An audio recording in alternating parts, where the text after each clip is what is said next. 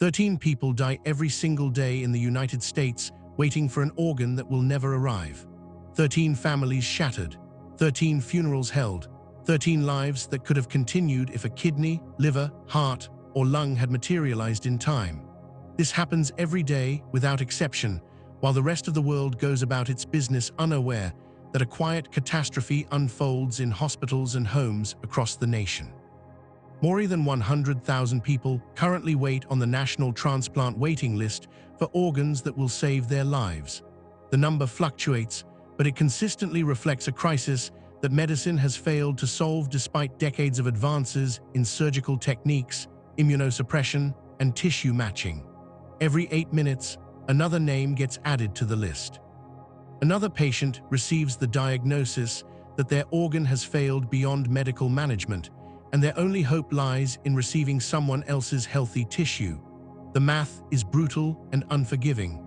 Demand outstrips supply so dramatically that the system resembles rationing in wartime, not healthcare in the world's wealthiest nation. 86% of people on that waiting list need kidneys. Their own kidneys have ceased functioning, leaving them dependent on dialysis machines that filter their blood multiple times per week in a pale imitation of what healthy organs do effortlessly every moment. 9% need livers, organs that metabolize toxins, produce essential proteins, and regulate blood chemistry in ways no machine can replicate. The remaining patients need hearts, lungs, pancreases, and intestines. Each person waiting represents a family in limbo, planning their lives around hospital visits and holding their breath every time the phone rings, hoping this call brings news of a match. The average waiting time for a kidney from a deceased donor stretches between 3 and 5 years. 3 to 5 years tethered to dialysis. 3 to 5 years of watching other patients receive organs while wondering when your turn will come. 3 to 5 years of declining health, accumulating complications, and facing the statistical reality that many will never reach the top of the list. In some regions with higher population density, the wait extends even further. Patients in major metropolitan areas can wait up to 10 years for a deceased donor kidney, a decade of life consumed by medical dependency. Liver transplant candidates face an average wait of 11 months. Heart and lung recipients typically wait around 4 months. These shorter timelines reflect the urgency of those conditions. Patients needing hearts and lungs often deteriorate rapidly without mechanical support. Liver failure progresses through stages of toxicity that no machine can fully address. The waiting time appears shorter because only the sickest patients get listed, and many die before reaching transplant. For those awaiting kidney-pancreas combinations, the wait averages 1.5 years, while standalone pancreas transplants take approximately 2 years. The numbers tell only part of the story. Behind each statistic lives a person whose existence has narrowed to medical appointments, medication schedules, and cautious hope. Kidney failure patients on hemodialysis must attend treatment sessions 3 times per week, each lasting 4 hours or more. The treatment is exhausting. Blood gets pumped out of the body, filtered through an external dialysis machine, and returned in cycles that leave patients drained, nauseated, and barely able to function for the remainder of the day. Physical limitations manifest as impaired mobility and reduced ability to perform daily activities. Mental health challenges frequently include depression, anxiety, social isolation, and profound lack of emotional well-being. Many dialysis patients lose their jobs because they cannot maintain work schedules around treatment. Young patients report psychological discomfort and anxiety about changes in body image caused by dialysis access ports and the physical toll of treatment. Others describe feeling like burdens to their families, requiring transportation assistance for hospital visits and dialysis appointments. Most no longer engage in social activities because of restrictions imposed by their dialysis schedules. The disease steals more than organ function. It steals normalcy, independence, and the ability to plan a future beyond the next treatment session. Those fortunate enough to have potential living donors face a different calculus. Living kidney donation offers an alternative to years on the waiting list, but it requires convincing a healthy person to undergo major surgery and accept permanent reduction in their own kidney function. The donor's remaining kidney will increase in size and compensate somewhat, doing the work previously shared by two organs, but donation carries real risks. Immediate surgical complications include pain, infection, blood clots, reaction to anesthesia, conversion to open surgery if laparoscopic approach fails, need for reoperation, hospital readmission, hernia, intestinal obstruction, and for male donors, testicular swelling and discomfort. The worldwide mortality rate for living kidney donors ranges from 0.03% to 0.06%. That sounds reassuringly small until you remember these are healthy people undergoing elective surgery solely to help someone else. Long-term effects of living donation remain subjects of ongoing research and controversy. New studies comparing previous donors with equally healthy controls indicate increased risk of metabolic derangements, particularly involving calcium homeostasis, renal failure, and possibly mortality. The short-term risk is well established at 0.03% mortality and less than 1% risk of major morbidity, but characterization of long-term consequences continues evolving as researchers follow donors for decades after surgery. This uncertainty adds another layer of difficulty to decisions already fraught with emotional complexity. How do you ask someone you love to take on medical risk, immediate pain, permanent bodily alteration, and unknown long-term consequences to save your life? Liver transplant candidates sometimes receive portions of livers from living donors. The donor's remaining liver tissue regenerates within 4 months and regains full function, a remarkable property unique to that organ. But the surgery is even more invasive than kidney donation, requiring removal of a substantial portion of a vital organ. Recovery is lengthy and painful. The decision to become a living liver donor demands extraordinary courage and altruism. The scarcity of organs creates a system that must make impossible choices about who receives the limited supply. Allocation algorithms attempt fairness by considering factors like tissue compatibility, time on the waiting list, medical urgency, and geographic proximity to the donor. But no algorithm can make these decisions truly fair when there are simply not enough organs for everyone who needs them. Some patients die waiting, while others receive transplants. The difference between those outcomes often comes down to factors beyond anyone's control, including blood type, antibody profile, and the timing of when compatible donors happen to die in the right geographic area. More than 40% of deceased organ donors are age 50 or older, with 9% age 65 or older. Organs from older donors may not function as long as those from younger donors, but transplant centers increasingly accept them because the alternative is having patients die on the waiting list. The shortage forces compromises that would be unthinkable if supply matched demand. Meanwhile, kidneys are discarded at increasing rates, with a 20% rise in organs thrown away rather than transplanted. Transplant programs avoid using certain available organs that might adversely affect their outcome statistics, since having patients die after transplant damages the program's reputation and can trigger loss of Medicare funding. The perverse incentive structure means that organs go unused while people die waiting, because institutions protect their metrics rather than accepting higher-risk matches. Nearly 60% of patients on the national transplant waiting list come from multicultural communities. This reflects both higher rates of conditions like diabetes and hypertension that lead to organ failure in these populations, and lower rates of organ donation registration, which creates longer wait times when tissue matching factors in racial and ethnic compatibility considerations. The crisis hits these communities especially hard, compounding existing healthcare disparities.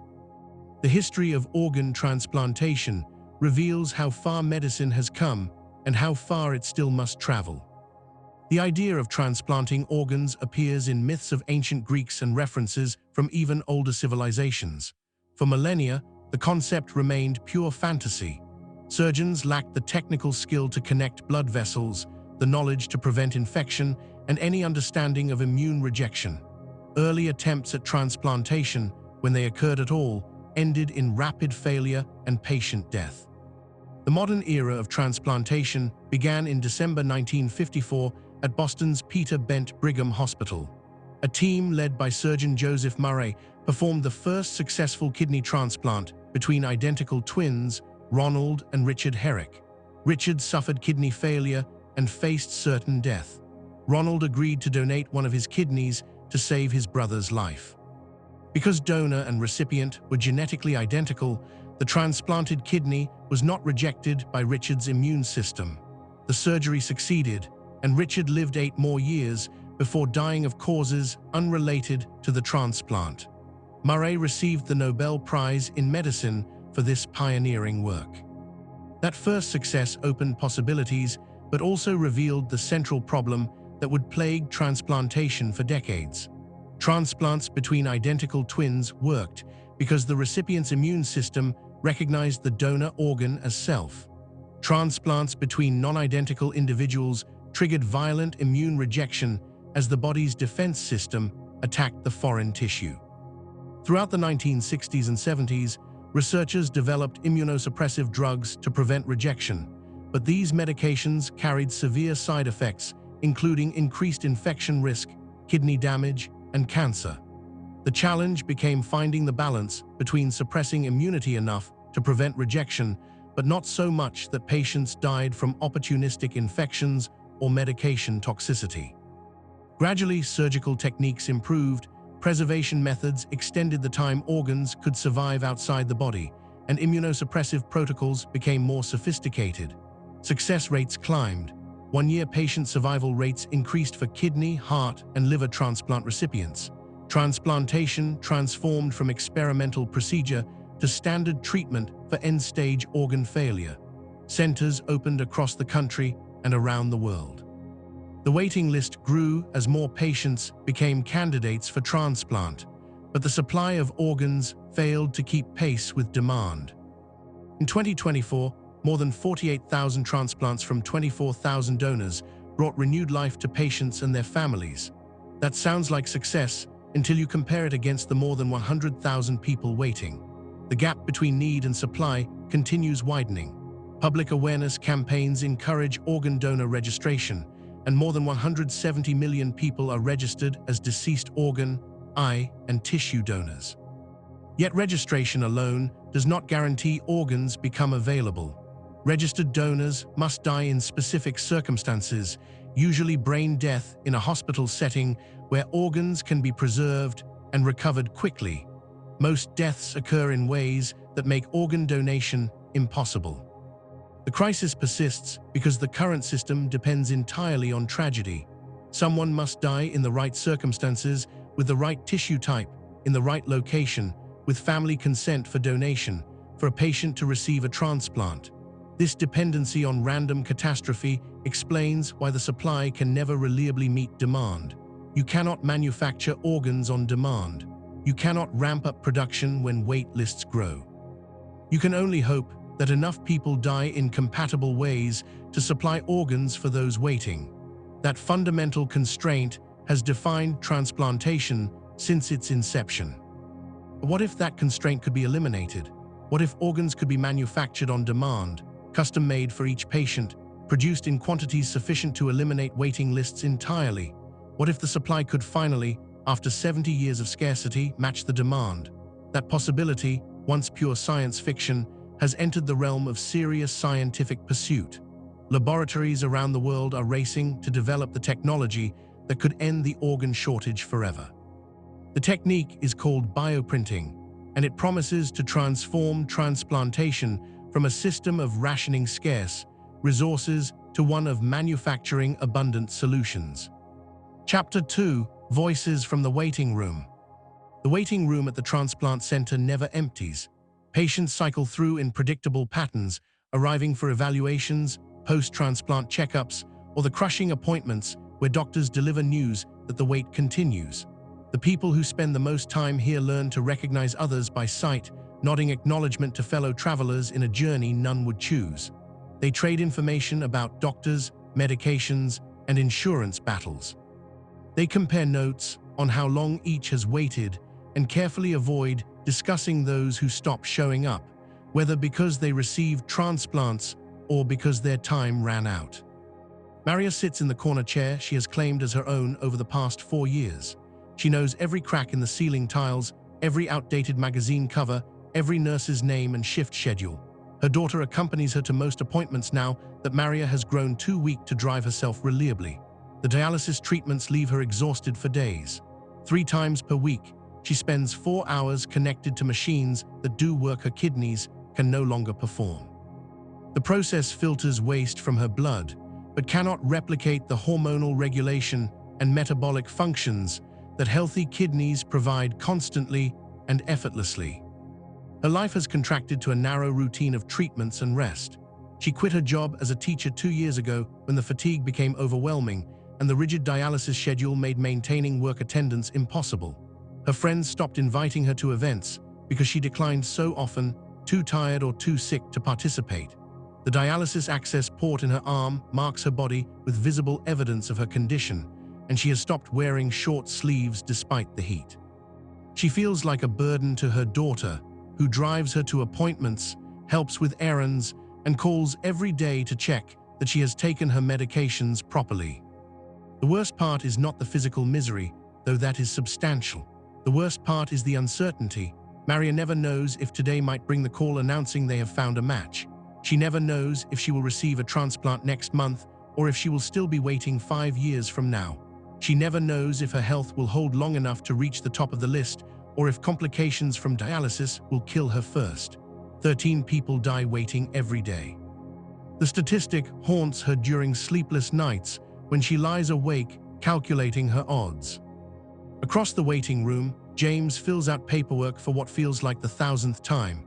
He has been waiting 3 years for a kidney transplant, right in the middle of the average wait time range.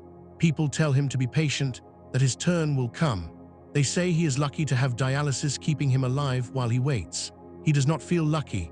He feels trapped in a medical nightmare that has no clear end point.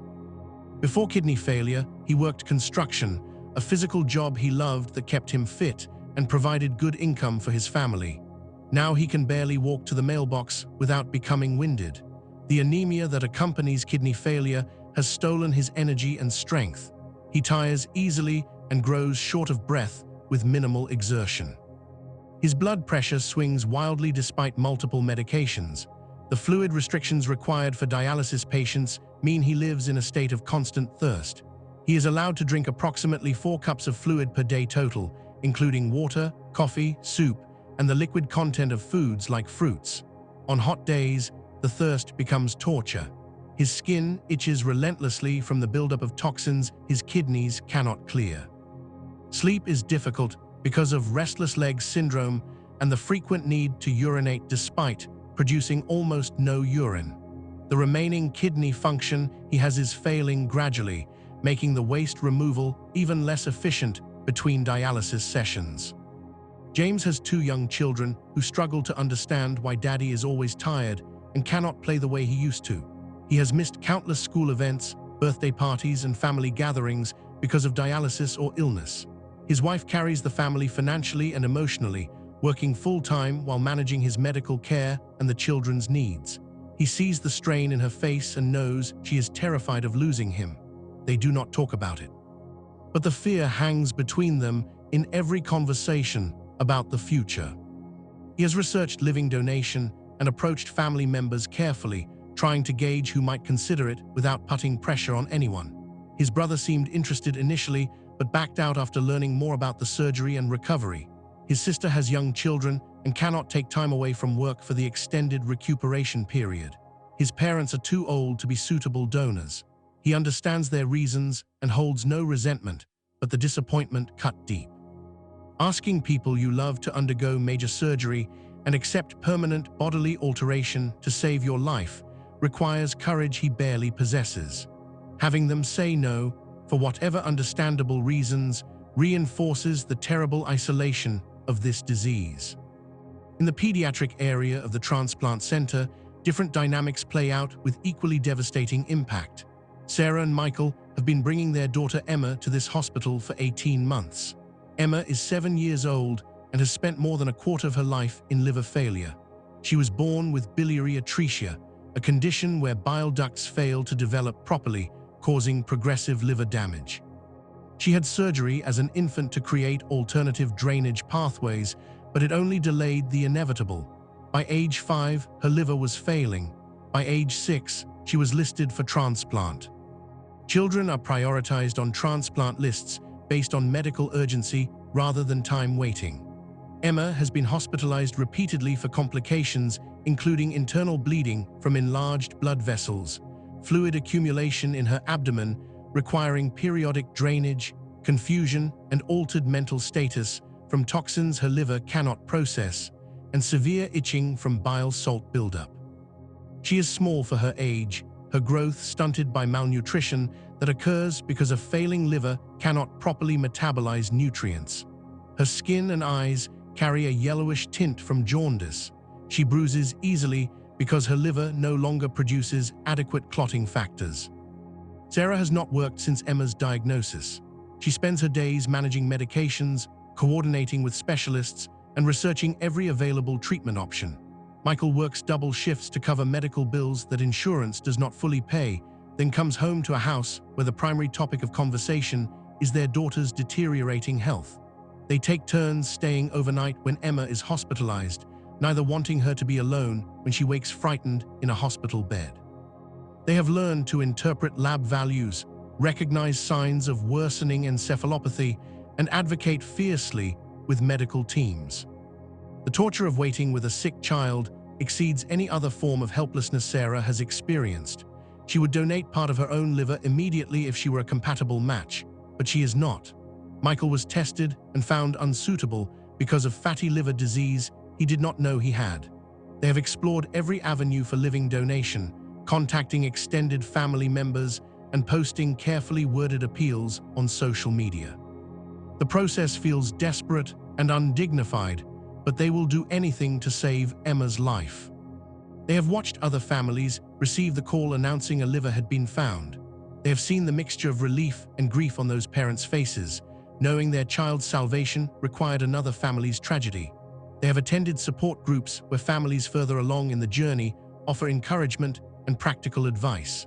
They have also heard the stories no one wants to acknowledge openly of children who died waiting because compatible organs never materialized in time. Those stories keep Sarah awake at night staring at Emma's sleeping face and praying she will wake to see morning. Robert has been waiting 6 years for a kidney transplant, well beyond the average and approaching the outer edge of typical waiting times. He is 58 years old and his health has declined significantly over the years on dialysis. He developed heart problems common in long-term dialysis patients as the treatment is hard on the cardiovascular system. He has been hospitalized for infections multiple times, another frequent complication of dialysis access sites and the immunosuppression from kidney disease. His bones have weakened because failing kidneys do not properly regulate calcium and phosphorus metabolism.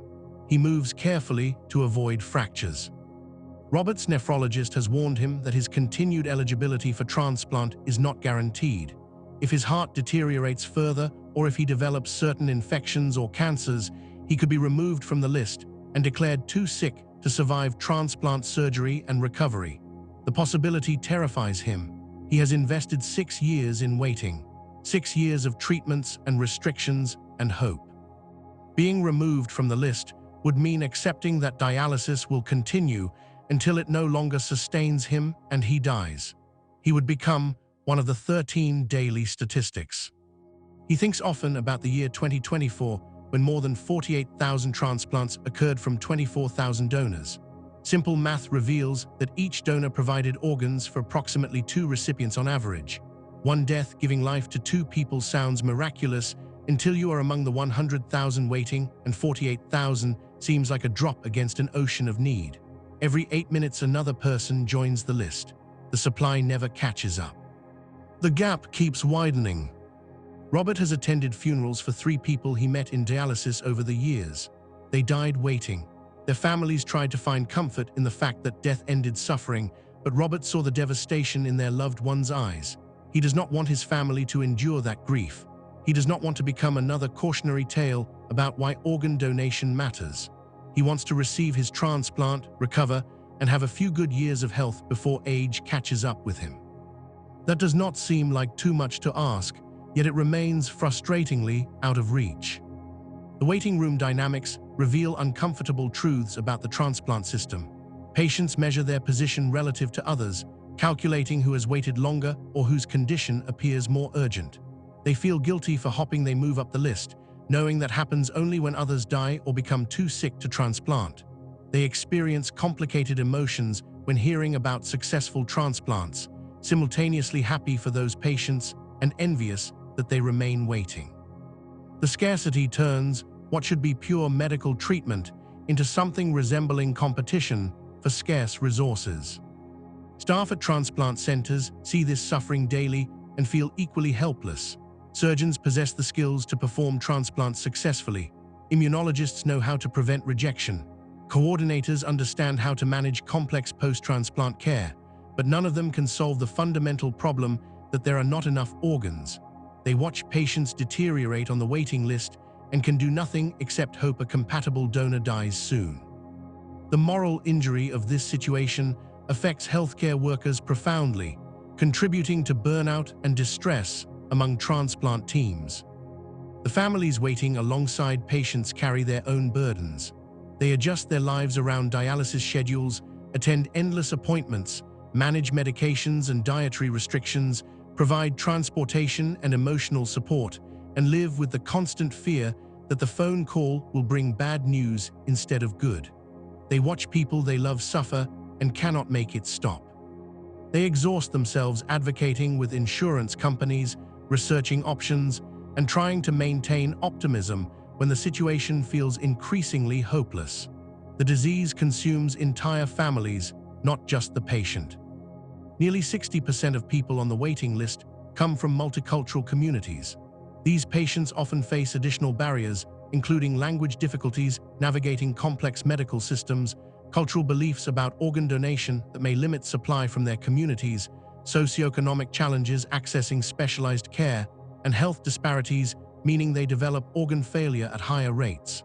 The waiting room reflects this diversity, though the suffering transcends cultural boundaries.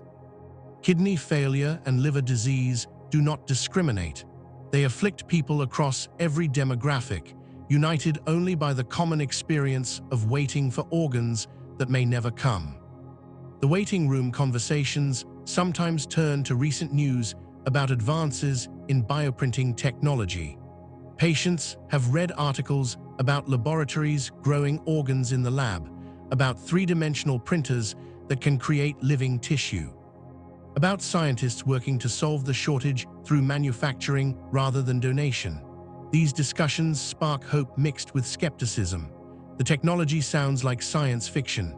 Even if it works in laboratories, how long before it reaches hospitals and helps actual patients? How many people waiting today will still be alive when bioprinted organs become available?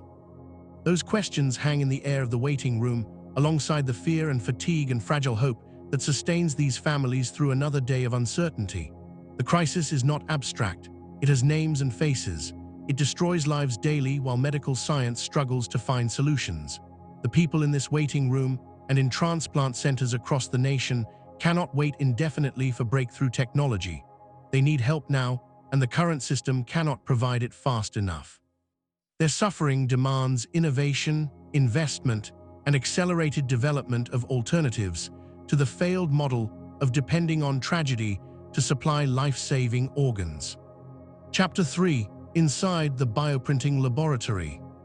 The laboratory occupies a secure floor of a medical research building where strict protocols govern access and contamination control. Researchers enter through airlocks that cycle them through stages of decontamination. They wear full protective gear, including sterile gowns, gloves, masks, and shoe covers. Every surface is stainless steel or medical-grade polymer, cleaned and disinfected multiple times daily. The air pressure is maintained higher inside the lab than outside, so air flows outward when doors open, preventing unfiltered external air from contaminating the work environment. This is where science attempts to solve one of medicine's greatest challenges by creating human organs outside human bodies. The centerpiece of the laboratory is the bioprinter itself, an imposing machine that resembles both a sophisticated three-dimensional printer and a piece of medical equipment. It stands approximately 6 feet tall and occupies substantial floor space. The printing chamber is enclosed in transparent panels that allow observation while maintaining sterility. Inside the chamber, multiple print heads move along 3 axes with precise computer control. Temperature regulation systems maintain exact conditions required for cell survival.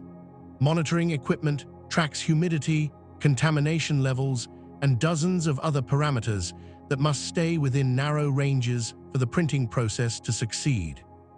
Dr. Jennifer Chen leads the research team working on kidney bioprinting. She has devoted 15 years to this problem, starting in graduate school when the technology was purely theoretical and continuing through incremental advances that have brought the field tantalizingly close to breakthrough. She describes the current state of bioprinting with measured optimism, careful not to overpromise timelines, but clearly excited about recent progress. The January 2026 announcement of major funding from ARPAH, the Advanced Research Projects Agency for Health, has energized the field and accelerated development timelines. The bioprinting process begins long before anything enters the printer. Researchers must first source or generate the cells that will form the organ. For personalized organs tailored to specific patients, this means obtaining cells from that patient and expanding them in culture to produce sufficient quantities. Stem cells offer the most promising approach because they can differentiate into multiple cell types needed for complex organs. A kidney contains more than 20 distinct cell types, including epithelial cells lining the tubules, endothelial cells forming blood vessels, mesangial cells providing structural support, and specialized cells that regulate filtration and hormone production. Generating patient-specific stem cells involves taking a small tissue sample, often a skin biopsy or blood draw, and reprogramming those cells back to a pluripotent state where they can become any cell type in the body. This technique, called induced pluripotent stem cell generation, earned its developers a Nobel Prize and has revolutionized regenerative medicine. However, the process takes time and requires specialized expertise. Allele Biotechnology and other companies are developing standardized approaches to produce clinical-grade personalized stem cells efficiently and at scale.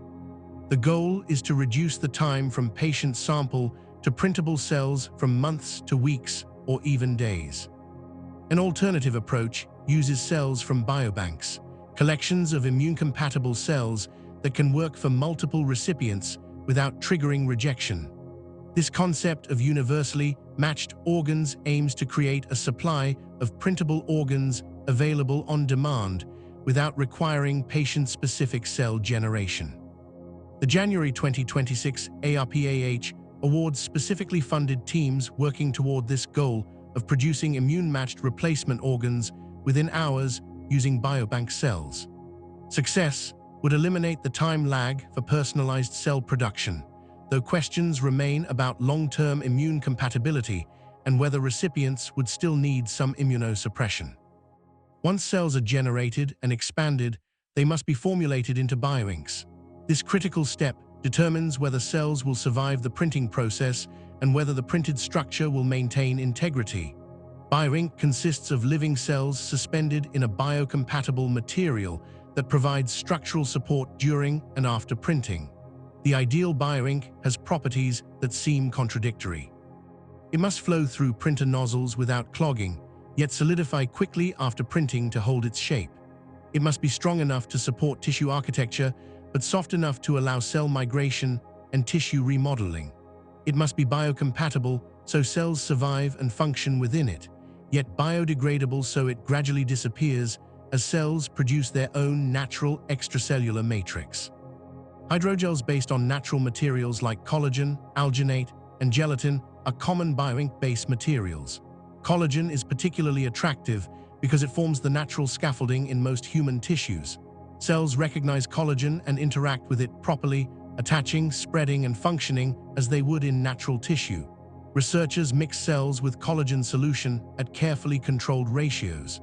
Too many cells and the mixture becomes too thick to print. Too few cells and the printed tissue lacks sufficient cell density to function properly.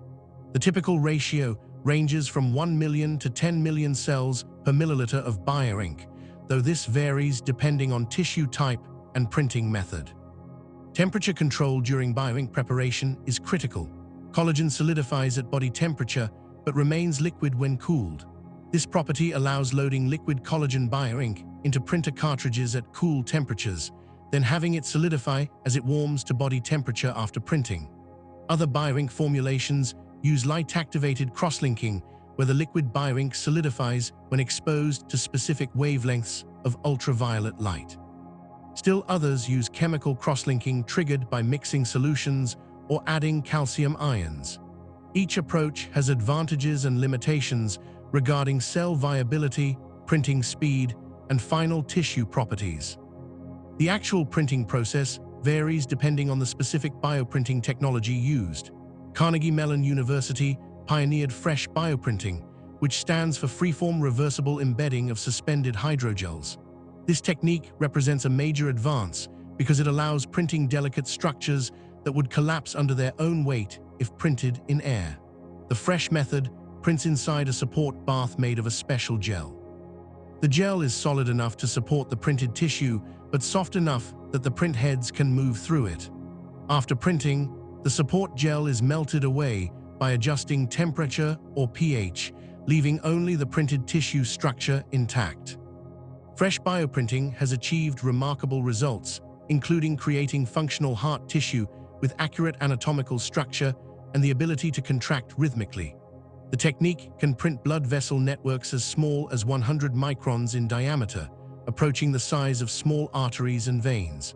For comparison, human hair is approximately 70 microns in diameter, so these vessels are barely visible to the naked eye. Creating vascular networks at this scale is essential for organ bioprinting because all tissues need blood supply within 100 to 200 micrometers to receive oxygen and nutrients. Dr. Chen watches as her team prepares a printing run. The bioink cartridges are loaded into the printer with sterile technique. The support bath gel is prepared and poured into the printing chamber.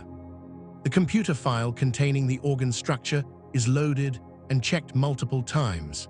This digital blueprint specifies exactly where each type of cell should be placed, where blood vessels should run, and how the overall architecture should look. Creating these digital models requires detailed understanding of organ anatomy combined with engineering design principles.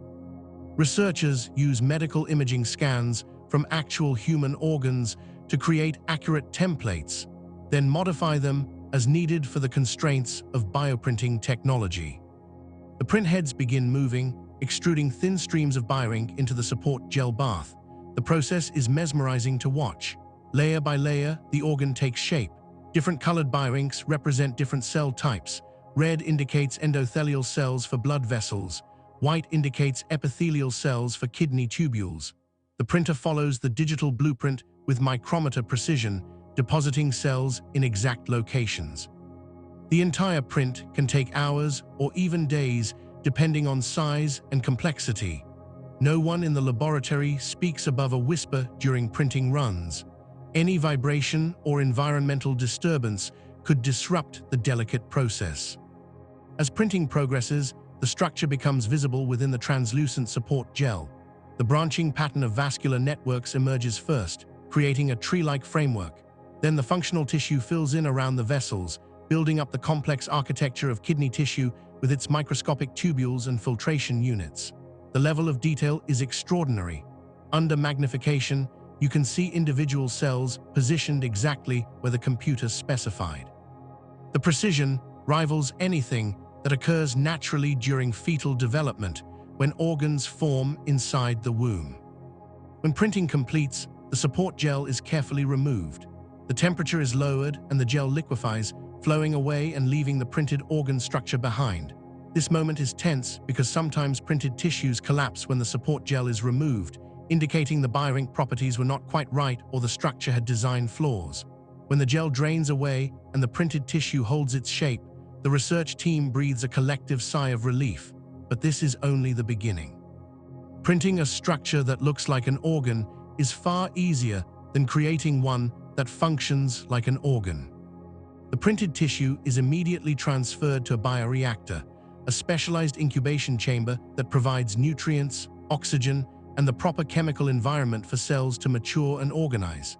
Inside the bioreactor, media solution flows through the vascular channels, simulating blood flow and delivering nutrients throughout the tissue. The tissue is maintained at body temperature with precise control. Monitoring equipment tracks cell viability, metabolic activity, and dozens of other parameters. Over days and weeks, the cells gradually transform the printed structure into something more closely resembling natural tissue. Cells migrate within the bioink, forming connections with neighboring cells. They begin producing their own extracellular matrix, the natural scaffolding that provides structural support in tissues. The artificial bioink material gradually degrades as natural matrix replaces it. Endothelial cells lining the vascular channels form tight junctions with each other, creating blood vessels that could potentially carry blood without leaking. Epithelial cells in kidney tubules develop the specialized structures needed for filtration and reabsorption. The tissue matures, gaining functionality through a process that partially recapitulates natural organ development. Dr. Chen explains that current research can create tissue structures that are architecturally accurate and contain living cells in the proper arrangements, but achieving full physiological function remains the challenge. A bioprinted kidney needs to do more than look like a kidney. It needs to filter blood, regulate electrolytes, produce hormones like erythropoietin that stimulate red blood cell production, and perform the thousands of biochemical reactions that natural kidneys accomplish constantly. Small tissue patches with limited functionality have been demonstrated in animal studies. Mice receiving bioprinted liver patches showed successful vascularization and engraftment by day 28 after implantation.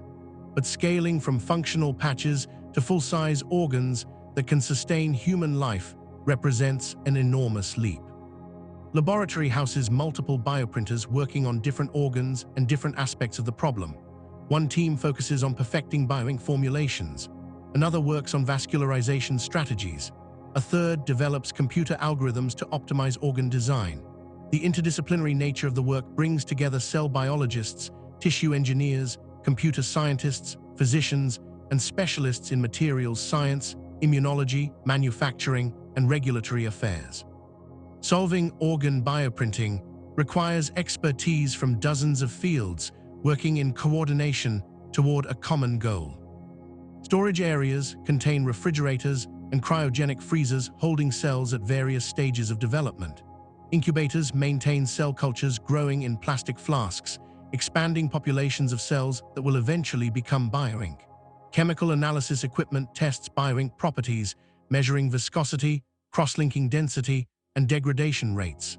Imaging equipment examines printed tissues at multiple scales from whole organ down to individual cells.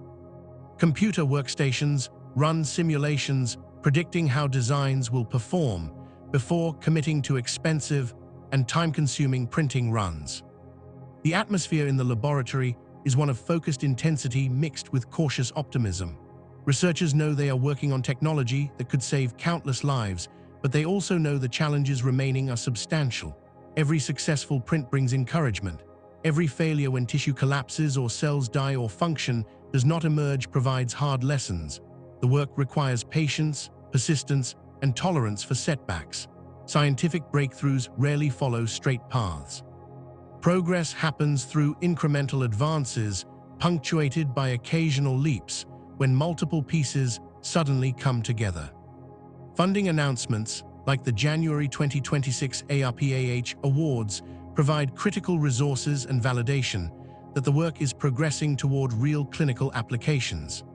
The $28.5 million awarded to teams developing bioprinted livers represents substantial investment in bringing the technology from laboratory bench to hospital operating room. That funding will support hiring additional researchers, purchasing equipment, conducting animal studies, and eventually human clinical trials. Similar awards to kidney bioprinting teams signal recognition that multiple organs are moving toward clinical viability simultaneously. The researchers in this laboratory see themselves as part of a larger community racing toward the same goal. They publish their results, attend conferences, collaborate with other institutions, and share insights while also competing to be first to achieve major milestones.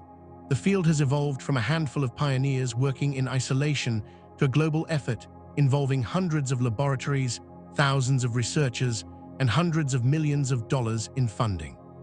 The pace of progress has accelerated dramatically in recent years as foundational techniques matured and attention shifted to specific applications like transplant-grade organ production. Dr. Chen estimates that temporary bioprinted liver grafts designed to support patients for weeks or months, while their natural liver regenerates, could enter limited clinical trials within 2 to 3 years. Full-size replacement kidneys suitable for permanent transplantation will take longer, perhaps 5 to 7 years, before human trials begin. These timelines assume continued funding, successful resolution of current technical challenges, and smooth navigation of regulatory requirements. Delays are likely, unexpected problems will arise, but the trajectory is clear. Bioprinted organs are coming. The question is not whether they will work, but when they will become widely available. Walking through the laboratory, past the bioprinters and bioreactors and monitoring equipment, you see the future taking shape in sterile rooms and climate-controlled chambers. The organs printed here today are research specimens, destined for testing and analysis rather than transplantation. But they represent progress toward a world where organs are manufactured on demand, where waiting lists become obsolete, where 13 people do not die every day because supply cannot match demand.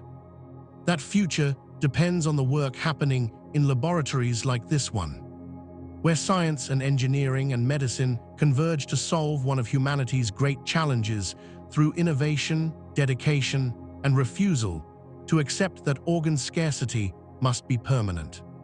Chapter 4: The Science Behind Bioink.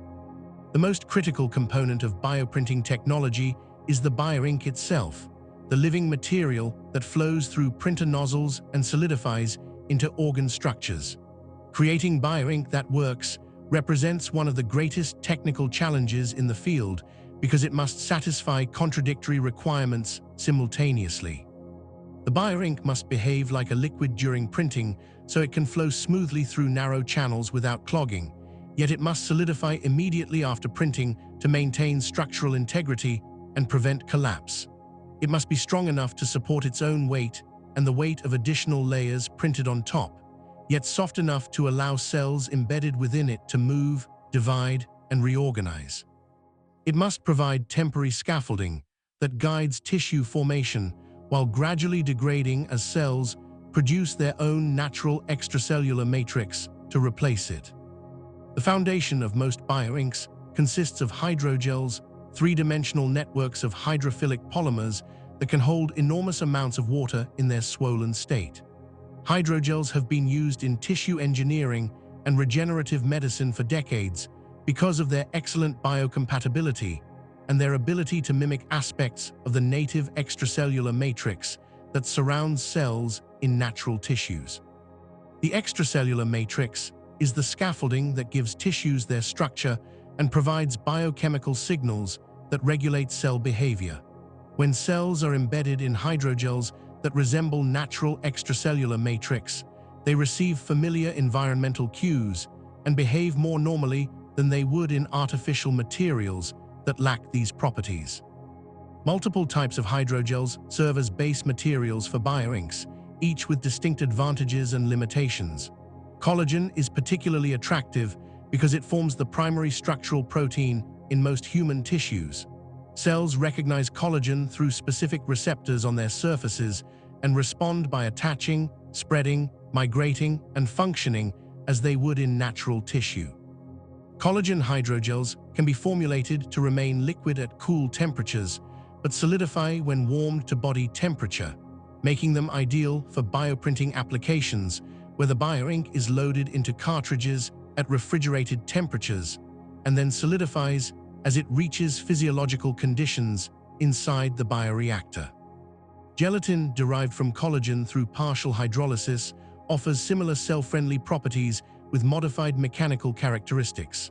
Alginate, extracted from brown seaweed, provides rapid gelation when exposed to calcium ions, allowing printed structures to solidify almost instantly. Hyaluronic acid, a naturally occurring polymer in the body, contributes to hydration and tissue organization. Polyethylene glycol can be engineered with precise properties and functionalized with peptides that cells recognize. Researchers often combine multiple hydrogel types to create composite bioinks that leverage the advantages of each component. The cells incorporated into bioink determine what kind of tissue the printed structure will become. For kidney bioprinting, researchers need multiple cell types, including epithelial cells that line the tubules where urine is processed, endothelial cells that form blood vessel walls, mesangial cells that provide structural support, and specialized cells that perform filtration and hormone production. For liver bioprinting, hepatocytes perform the metabolic functions, while cholangiocytes line bile ducts, and endothelial cells create the extensive vascular networks that perfuse liver tissue.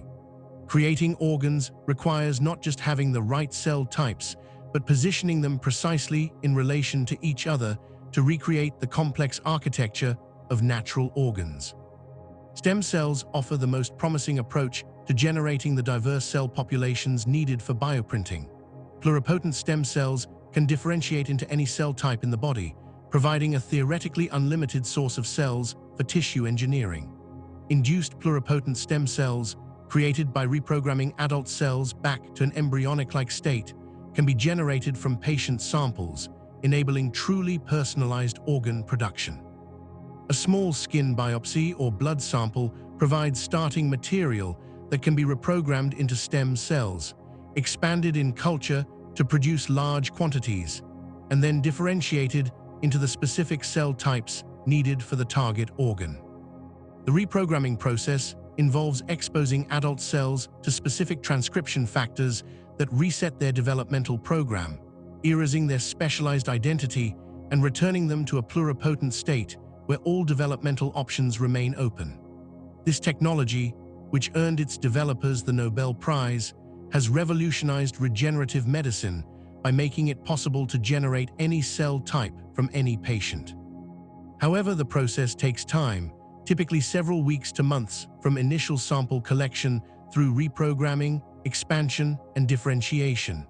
Companies like Allele Biotechnology are working to streamline and standardize this process, reducing timelines and costs to make personalized cell production practical for clinical applications. An alternative to patient-specific cells involves creating banks of immune-compatible cells that can be used for multiple recipients without triggering rejection. This approach, which is the goal of recent ARPAH-funded projects, would enable production of organs on demand without waiting for personalized cell generation.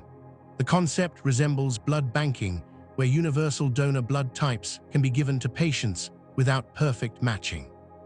For organs, creating truly universal donor cells is more complex because immune compatibility involves many more factors than blood type alone. Researchers are exploring approaches including genetic engineering to remove or modify cell surface markers that trigger immune recognition, and using stem cells from donors with favorable immune profiles that match a significant portion of the population. The ratio of cells to hydrogel material in bioink is carefully optimized for each application. Too many cells and the mixture becomes too viscous to print, clogging nozzles and producing uneven structures. Too few cells and the printed tissue lacks sufficient cell density to function properly or to remodel the scaffold into natural tissue. Typical concentrations range from 1 million to 10 million cells per milliliter of bioink, though this varies depending on cell type, hydrogel composition, and printing method. At these densities, cells are packed closely enough to interact with each other, but not so densely that they cannot access nutrients or eliminate waste products effectively. Maintaining cell viability during bioink preparation and printing represents a major challenge. Cells are fragile biological systems that require specific conditions to survive. Temperature must be controlled carefully since cells die if they get too hot or too cold. Mechanical stress from pumping bioink through narrow nozzles can damage cell membranes and kill cells. Chemical cross-linking agents used to solidify some bioinks can be toxic if concentrations are too high or exposure times too long. Researchers must find the balance between achieving necessary material properties and keeping cells alive and functional. The viscosity of bioink determines how it behaves during printing. Viscosity measures a fluid's resistance to flow, essentially how thick it is. Water has low viscosity and flows easily. Honey has high viscosity and flows slowly. Bioink needs viscosity high enough that printed material maintains its shape rather than spreading and collapsing, but low enough that it can be extruded through printer nozzles without excessive pressure that would damage cells or cause uneven flow. Many bioinks are designed with shear thinning properties, meaning they become less viscous when subjected to stress, like being pushed through a nozzle, but return to higher viscosity when the stress is removed. This allows smooth printing while maintaining structural integrity after deposition. Self-healing properties enhance bioink performance by allowing the material to flow during printing but fuse together seamlessly after deposition. When two printed lines of self-healing bioink touch, they merge without leaving visible seams or weak points. This property is crucial for creating continuous structures rather than stacked layers that might separate. Self-healing behavior typically relies on weak chemical interactions that break under stress, but reform spontaneously when stress is removed. The balance between cross-linking strength and reversibility determines how well the bioink maintains structure while allowing self-healing. Cross-linking mechanisms stabilize bioink after printing by forming chemical bonds that lock the hydrogel network in place. Different approaches to cross-linking offer various advantages. Thermal cross-linking uses temperature changes to trigger solidification, as with collagen that gels when warmed to body temperature. Ionic cross-linking uses charged molecules like calcium ions to bridge between polymer chains, as with alginate bioinks that solidify almost instantly when exposed to calcium chloride solution. Chemical cross-linking forms covalent bonds between polymer chains through specific reactions that permanently link the network together. Photo cross-linking uses light, typically ultraviolet wavelengths, to activate chemical groups that form crosslinks when exposed. Many bioink formulations use dual cross-linking strategies that combine two mechanisms for optimal properties. For example, a bioink might undergo rapid initial cross-linking through ionic interactions to stabilize the printed structure immediately, followed by slower photo cross-linking to achieve long-term mechanical strength. The initial cross-linking prevents collapse during printing, while the secondary cross-linking enhances durability for extended culture periods. This approach separates the requirements for printability from those for long-term stability, allowing independent optimization of each property. The degradation rate of bioink scaffolding is as important as its initial strength. The bioink serves as temporary scaffolding to guide tissue formation, but ultimately the printed structure must transition from artificial material to natural tissue. Cells embedded in the bioink produce their own extracellular matrix proteins that gradually replace the hydrogel as it degrades. The degradation rate must match the rate of natural matrix production so that structural support is maintained throughout the transition. If the bioink degrades too quickly, the structure collapses before cells produce enough natural matrix to replace it. If the bioink degrades too slowly, it interferes with tissue remodeling and prevents cells from organizing properly. Degradation occurs through various mechanisms depending on bioink composition. Some hydrogels are broken down by enzymes that cells secrete, allowing cells to actively remodel their environment. Others degrade through simple hydrolysis, as water molecules gradually break chemical bonds in the polymer chains. The degradation rate can be engineered by adjusting polymer chemistry, cross-linking density, and incorporation of degradable linkages that break down at predictable rates. Beyond mechanical and structural properties, bioinks can be engineered to provide biological signals that guide cell behavior. Peptide sequences derived from extracellular matrix proteins can be incorporated into synthetic hydrogels, giving cells recognition sites for attachment and signaling. Growth factors that stimulate specific cellular responses can be embedded in the hydrogel and released gradually as the material degrades. These bioactive modifications transform the bioink from passive scaffolding into an active participant in tissue formation, providing cues that direct cell differentiation, migration, and organization. Researchers continuously work to develop new bioink formulations optimized for specific applications. Kidney bioprinting requires bioinks that support the complex tubular structures of nephrons and allow formation of filtration barriers with precise permeability properties. Liver bioprinting needs bioinks that support high metabolic activity of hepatocytes and allow organization into the characteristic cord-like structures of liver tissue. Heart bioprinting demands bioinks with mechanical properties that allow coordinated contraction. Each organ presents unique requirements that drive innovation in bioink design.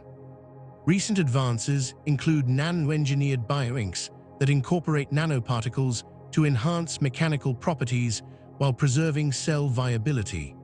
Granular hydrogel bioinks made of packed microgels offer improved support for printed structures and better nutrient transport to embedded cells.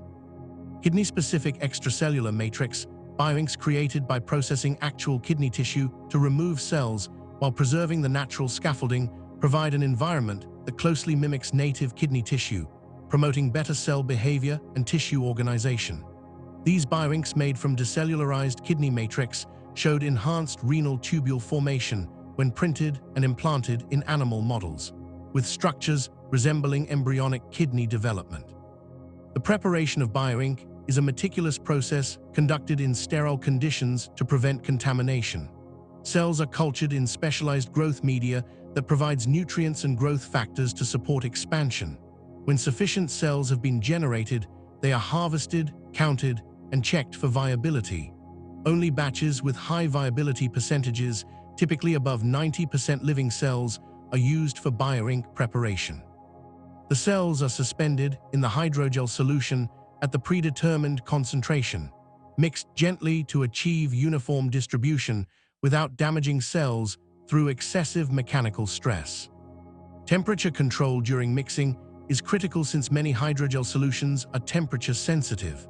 The mixture might be prepared on ice to keep collagen from gelling prematurely or at specific temperatures optimal for maintaining cell health while achieving desired bioink properties. Once prepared, bioink has a limited working time before cells begin to settle, viability decreases, or material properties change. Fresh batches are prepared for each printing session, and any unused bioink is typically discarded rather than stored for future use. Quality control testing confirms that each bioink batch meets specifications before printing.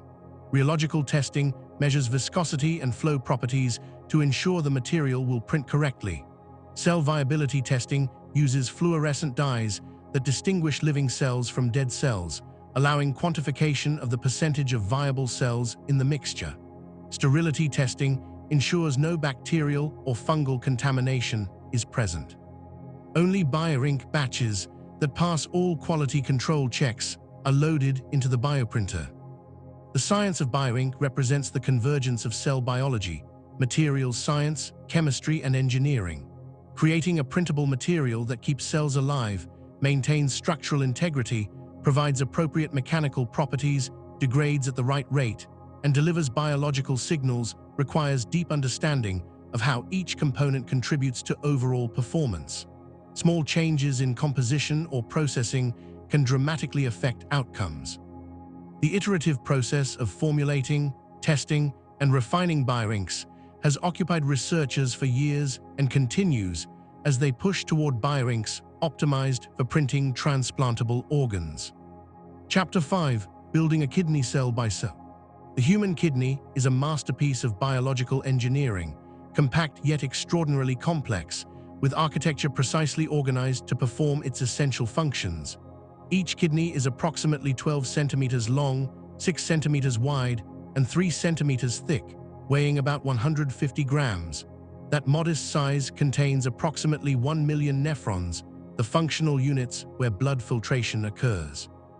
Each nephron is a microscopic marvel, a serpentine tubule with multiple specialized segments that process blood filtrate to produce urine while recovering essential nutrients and regulating electrolyte balance. Recreating this complexity through bioprinting represents one of the most ambitious challenges in regenerative medicine. Understanding kidney structure is essential to bioprinting efforts. The kidney consists of two distinct regions with different appearances and functions. The outer cortex appears granular and contains the blood filtering apparatus of each nephron. The inner medulla is divided into pyramid-shaped structures and contains the portions of nephrons that concentrate urine. Blood enters the kidney through the renal artery and flows through progressively smaller arteries until reaching the glomerulus, a dense knot of capillaries where filtration begins. The glomerulus sits inside a cup-shaped structure called Bowman's capsule that collects the filtrate. This combination of glomerulus and capsule forms the renal corpuscle, the starting point of each nephron. From the renal corpuscle, the tubule system processes the filtrate through multiple segments, each with distinct cellular architecture and function. The proximal convoluted tubule is the first segment, a twisted tube where 65 to 80% of filtered nutrients are reabsorbed back into the bloodstream. The epithelial cells lining this segment have specialized features, including a brush border of microvilli that increases surface area for absorption and numerous mitochondria that power the active transport processes. The proximal tubule extends into a straight segment that descends into the medulla as part of the loop of Henle. The loop of Henle is a hairpin-shaped structure that penetrates deep into the medulla before ascending back to the cortex. It consists of descending and ascending limbs with different permeability properties that create the concentration gradient, allowing kidneys to produce concentrated urine. The ascending limb returns to the cortex and becomes the distal convoluted tubule, another twisted segment where further fine-tuning of urine composition occurs. Finally, multiple nephrons drain into collecting ducts that carry urine toward the renal pelvis and ureter. This tubular architecture is intertwined with an elaborate vascular system. Blood from the glomerulus flows into efferent arterioles that branch into peritubular capillaries wrapping around the tubules. These capillaries reabsorb the water and nutrients that tubule cells transport out of the filtrate. In the medulla, specialized straight vessels called vasa recta run parallel to the loops of Henle, maintaining the concentration gradient essential for urine concentration. Every portion of every nephron sits within micrometers of blood vessels that deliver oxygen and nutrients while carrying away reabsorbed substances. The cellular diversity within kidneys adds another layer of complexity. More than 20 distinct cell types contribute to kidney function. Podocytes are specialized cells with finger-like projections that wrap around glomerular capillaries and form the filtration barrier, determining which molecules pass from blood into filtrate. Mesangial cells provide structural support within the glomerulus and regulate blood flow. Parietal epithelial cells line Bowman's capsule. Proximal tubule cells are cuboidal with extensive brush borders. Loop of Henle cells are flattened to allow rapid water movement. Distal tubule cells contain numerous mitochondria to power ion transport. Collecting duct cells include principal cells that regulate water reabsorption and intercalated cells that regulate acid-base balance. Juxtaglomerular cells produce renin hormone that regulates blood pressure. Each cell type must be present in proper proportions and locations for the kidney to function. Bioprinting efforts to recreate kidney structure face challenges at every scale. At the organ level, reproducing the overall architecture with cortex and medulla properly organized represents a formidable engineering problem.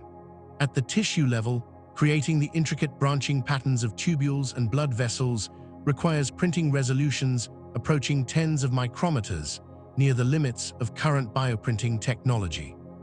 At the cellular level, positioning multiple cell types in precise spatial relationships and maintaining their specialized functions throughout printing, maturation, and implantation demands deep understanding of cell biology and tissue development. Current bioprinting approaches to kidney tissue follow several strategies. One approach focuses on creating functional subunits rather than whole organs. Researchers at Harvard's Wyss Institute bioprinted tubular structures mimicking the proximal tubule, arguably the most critical segment of the nephron. These bioprinted tubules, though representing only a tiny fraction of a complete kidney, successfully replicated key functions, including selective reabsorption of nutrients from filtrate. The achievement demonstrated that bioprinting can create not just anatomically accurate structures, but functionally active tissue capable of performing physiological work. Another strategy uses kidney-derived extracellular matrix as bioink-based material. Researchers process donated kidneys that are unsuitable for transplantation by removing all cells while preserving the natural scaffolding proteins and structural organization. This decellularized kidney matrix is then processed into a hydrogel bioink that retains biochemical signals from native kidney tissue. When cells are embedded in this kidney-specific bioink and printed, they receive environmental cues that promote kidney-like organization and function. Animal studies showed that bioprinted constructs using kidney-derived matrix bioink promoted formation of tubular structures resembling embryonic kidney development, including comma-shaped and S-shaped bodies characteristic of nephrogenesis. The bioprinted structures using kidney matrix bioink incorporated human kidney cells and achieved integration with host tissues when implanted in animal models. At 2 months after implantation, the bioprinted regions contained regenerated tubules with significantly larger surface areas and more curved, nephron-like architectures compared to control regions. This suggests that combining appropriate bioink composition with human kidney cells creates an environment that promotes continued tissue maturation after implantation, moving closer to the goal of creating functional kidney tissue. Vascularization remains the greatest obstacle to bioprinting functional kidneys. Every nephron requires intimate association with blood vessels to function. The glomerulus is a specialized capillary bed where blood pressure drives filtration. The peritubular capillaries must wrap closely around tubules to enable reabsorption. Creating these complex three-dimensional vascular networks that integrate with printed kidney tissue represents an enormous challenge addressed in detail in the next chapter, but it fundamentally limits current progress toward whole organ bioprinting. The printing resolution required for kidney structures pushes the boundaries of bioprinting technology. Glomerular capillaries are approximately 8 micrometers in diameter. Proximal tubule segments are 50 to 60 micrometers in diameter. Achieving precision at these scales while printing centimeter-scale organs containing millions of these structures exceeds the capabilities of most current bioprinting systems. Advanced techniques like fresh bioprinting can achieve vascular channels as small as 100 micrometers, approaching but not yet reaching the smallest scales required for complete kidney architecture. Timeline projections for bioprinted kidneys suitable for transplantation reflect these challenges. Researchers working in the field estimate that functional kidney tissue patches that could be implanted to provide partial support might be developed within 5 to 7 years. Complete bioprinted kidneys capable of sustaining life would take longer, perhaps 10 to 15 years, before reaching initial human trials. These estimates assume continued progress at current rates, sustained funding, and successful resolution of major technical hurdles, including vascularization and achieving full physiological function. The approach may follow a path similar to liver bioprinting, where temporary support organs are developed before permanent replacements. Bioprinted kidney patches could be implanted to supplement failing native kidneys, reducing dependence on dialysis while patients wait for traditional transplants or while hopping for kidney regeneration. Alternatively, bioprinted tissue could be used for kidney repair after acute injury, helping patients recover function rather than progressing to permanent dialysis dependence. These intermediate applications would provide clinical value while technology continues developing toward complete organ replacement. Some researchers explore building kidneys through assembly of printed components rather than printing the entire organ in one process. This modular approach would bioprint nephron-like structures separately, allow them to mature in bioreactors, and then assemble them into kidney-like organs. The technique could allow more precise control over individual component properties, but introduces challenges of connecting components properly and ensuring integrated function.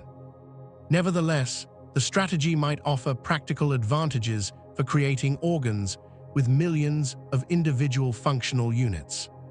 Achieving appropriate mechanical properties for kidney tissue adds complexity to bioink formulation. Kidneys must be soft enough to allow blood flow through delicate capillaries without excessive pressure, yet strong enough to maintain structure under physiological conditions. The stiffness of printed kidney tissue affects how cells behave, with cells sensing the mechanical environment and adjusting their function accordingly. Bioinks must be engineered to match the mechanical properties of native kidney tissue, typically characterized by elastic moduli in the kilopascal range. The bioprinting process for kidney tissue typically begins by loading multiple bioink cartridges into the printer, each containing different cell types suspended in appropriate hydrogel matrices. The digital blueprint specifies which bioink should be deposited at each location to recreate the spatial organization of different kidney cell types. As the printheads move through the support gel bath in fresh bioprinting, they lay down tubular structures that will become nephron segments, vascular networks that will carry blood, and supporting tissue that provides structural integrity. After printing, the support gel is removed and the printed construct is transferred to a bioreactor where it undergoes maturation. Media perfuses through the vascular channels, delivering nutrients and oxygen throughout the tissue. Over days and weeks, cells reorganize within the printed structure, forming intercellular connections and beginning to produce extracellular matrix. Epithelial cells form tight junctions, creating barriers between tubule lumens and surrounding tissue. Endothelial cells in vascular channels organize into continuous vessel linings. The tissue gradually transitions from a printed construct to something resembling natural kidney tissue. Testing whether bioprinted kidney tissue functions properly requires demonstrating that it performs kidney-specific tasks. Can the printed tissue filter molecules selectively based on size and charge as glomeruli do? Do the tubule cells reabsorb glucose and amino acids from filtrate as proximal tubule cells should? Does the tissue produce renin in response to low blood pressure signals? Can it concentrate urine by creating osmotic gradients? Each of these functions can be tested in laboratory systems, providing evidence of increasing sophistication of bioprinted kidney tissue. Animal studies represent the crucial step toward clinical applications. Bioprinted kidney tissue implanted into rats or mice allows testing whether the printed tissue survives, becomes vascularized by host blood vessels growing into it, integrates with surrounding tissues, and provides any measurable kidney function. Current studies show successful engraftment and vascularization of bioprinted kidney constructs, with printed tissue remaining viable for weeks to months after implantation. Evidence of functional contribution remains limited, with printed tissue providing perhaps a small percentage of normal kidney function rather than complete replacement capability. The kidney bioprinting field has made remarkable progress from early efforts to create any three-dimensional kidney tissue structures to current achievements of printing architecturally accurate tissues containing multiple organized cell types that show at least partial kidney function. Challenges remain formidable, but momentum is building. Major research institutions worldwide have dedicated laboratories working on kidney bioprinting. Funding agencies recognize the potential impact and provide substantial resources.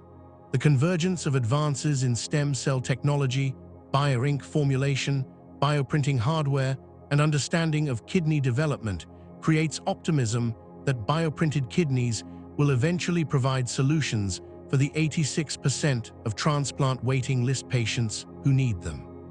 Chapter 6: The liver that regenerates itself. The liver stands apart from other organs in possessing extraordinary regenerative capacity, a property that both defines its biological function and creates unique opportunities for bioprinting applications. Remove 2/3 of a liver and the remaining tissue will regrow to near original size within weeks, a feat almost no other organ can accomplish. This remarkable ability means that living donor liver transplants are possible, with donors providing portions of their livers to recipients while both the donated lobe and remaining tissue regenerate to functional size.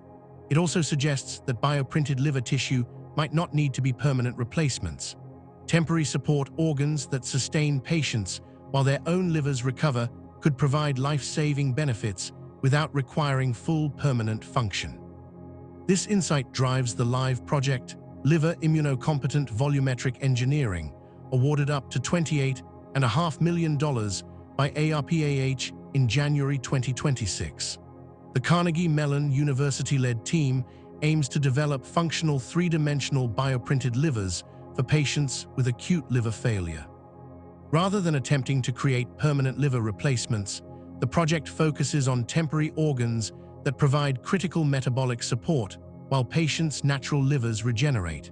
This approach leverages the liver's unique regenerative biology and potentially simplifies requirements, since temporary organs need only function for weeks to months rather than years or decades. Acute liver failure is a medical emergency where previously healthy livers lose function rapidly, typically within days to weeks. Causes include drug overdoses, viral infections, autoimmune conditions, and reactions to medications.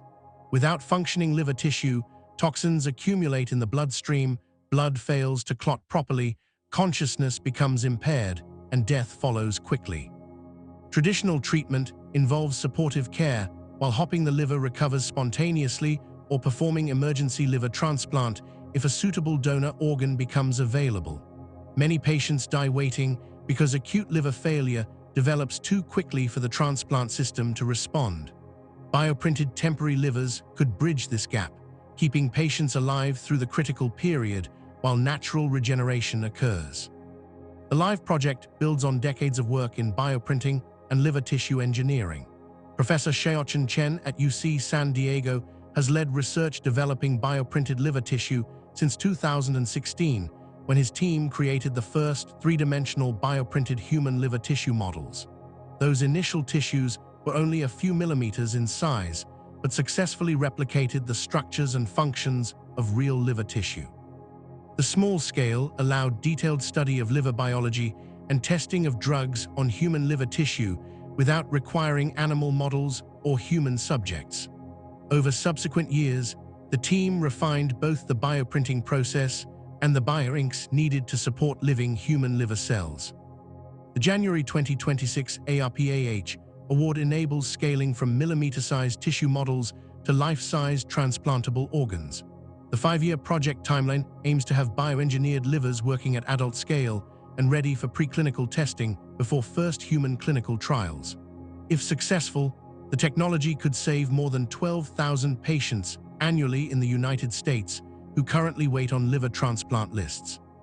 Beyond acute liver failure, the approach might extend to other liver conditions, including chronic liver disease and cirrhosis, potentially benefiting hundreds of thousands of patients. Understanding liver structure illuminates why bioprinting this organ offers both opportunities and challenges. The liver is the largest internal organ, weighing approximately 1.5 kilograms in adults. It performs over 500 distinct functions, including metabolizing nutrients, producing proteins essential for blood clotting, synthesizing bile for digestion, storing vitamins and minerals, regulating blood glucose, and detoxifying drugs and toxins. The complexity of liver function exceeds that of any other organ. Bioprinted livers must replicate at least a substantial fraction of these functions to provide meaningful clinical benefit. The liver's cellular architecture is relatively simpler than the kidney's intricate nephron organization.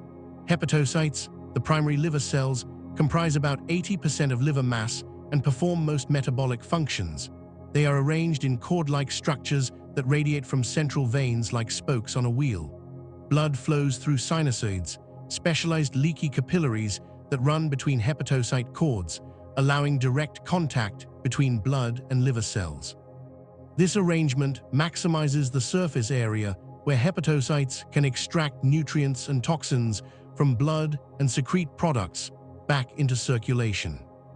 Additional cell types contribute essential functions. Cholangiocytes form bile ducts that drain bile produced by hepatocytes toward the intestine. Kupffer cells are resident immune cells that filter bacteria and debris from blood. Hepatic stellate cells store vitamin A and regulate fibrosis. Sinusoidal endothelial cells line the blood channels and regulate exchange between blood and hepatocytes. Successfully bioprinting functional liver tissue requires incorporating these diverse cell types in appropriate proportions and spatial arrangements. The LIVE project employs Carnegie Mellon's fresh three-dimensional bioprinting technology combined with three-dimensional ice platforms to create biological livers composed entirely of human cells and structural proteins like collagen. The fresh technique allows printing delicate structures that would collapse in air by supporting them in a gel bath during printing.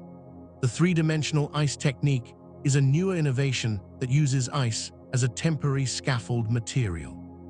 BioInk is printed around precisely patterned ice structures that create voids for blood vessels and other channels when the ice melts away. This approach can create complex internal channels throughout printed organs. A critical innovation in the LIVE project involves engineering immune compatibility directly into bioprinted livers. The organs are designed to be immune-matched, eliminating the need for immunosuppressive medications. This is particularly important for liver patients because traditional immunosuppressive drugs used to prevent organ rejection are often toxic to liver and kidney function, creating a vicious cycle where medications intended to prevent rejection actually damage the transplanted organ. Bioprinted livers using patient-derived stem cells would be recognized as self by the immune system, avoiding rejection without immunosuppression. The technology uses induced pluripotent stem cells generated from patient samples, reprogrammed to a pluripotent state, and then differentiated into the various cell types needed for liver tissue. Because all the cells are derived from the patient's own genetic material, the bioprinted liver is essentially composed of the patient's own tissue and faces no immune rejection risk. The personalized approach takes time since generating patient-specific stem cells, expanding them to sufficient quantities, differentiating them into liver cell types, and formulating them into bioinks requires weeks to months. However, for temporary support organs that buy time while natural livers regenerate, this timeline could be acceptable. Alternative approaches use cells from biobanks containing immune-compatible cell lines that could work for multiple patients. Recent ARPAH funding supports development of universally matched organs produced within hours using biobank cells. For liver applications, this could enable creating bioprinted livers immediately when patients present with acute liver failure, rather than waiting weeks for personalized cell generation. Whether biobank-derived organs would truly avoid immune rejection remains under investigation, with some researchers suggesting short-term use might not trigger significant rejection even without perfect immune matching. The bioprinting process for liver tissue uses multiple bioink formulations containing different cell types. Hepatocyte-laden bioink forms the metabolically active tissue masses. Endothelial cell bioink creates vascular networks. Cholangiocyte bioink forms bile ducts. The printer deposits these bioinks in patterns specified by digital blueprints derived from imaging studies of human livers. Layer by layer, the liver structure emerges within the support gel bath. Vascular channels are printed as hollow tubes that will carry blood through the tissue. Bile duct networks are patterned to drain bile appropriately. Hepatocyte cords are arranged to maximize surface area exposure to blood flowing through sinusoids. After printing completes, the support gel is removed and the printed liver is transferred to a specialized bioreactor that provides conditions for tissue maturation. Nutrient-rich media is perfused through the vascular channels, simulating blood flow and delivering oxygen and nutrients throughout the tissue. The bioreactor maintains physiological temperature, pH, and oxygen levels. Mechanical forces, including fluid flow and potentially gentle compression, provide physical cues that help cells organize and mature.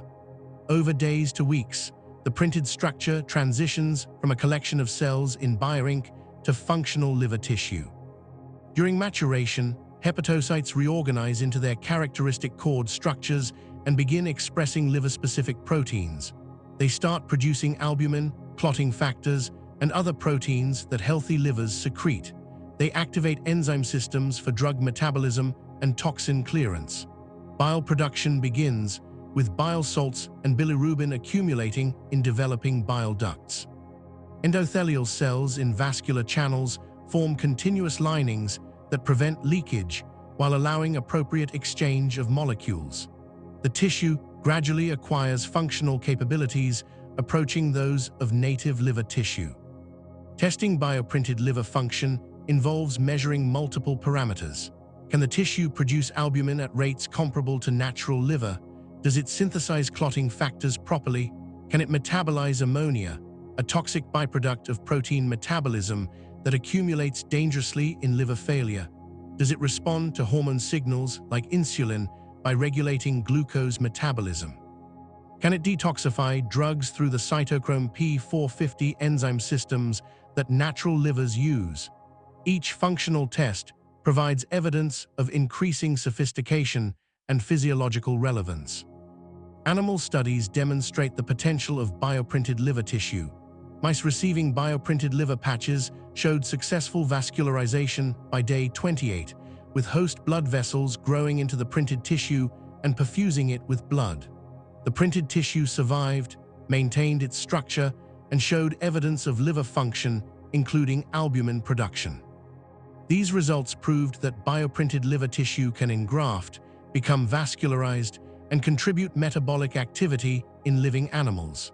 Scaling from mouse-sized tissue patches to human-sized organs represents an enormous leap, but the principle has been demonstrated.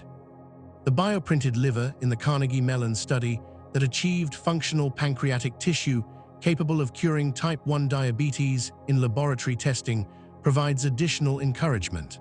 While focused on pancreas rather than liver, the study proved that fresh bioprinting technology can create functional metabolically active tissue that works in living animals.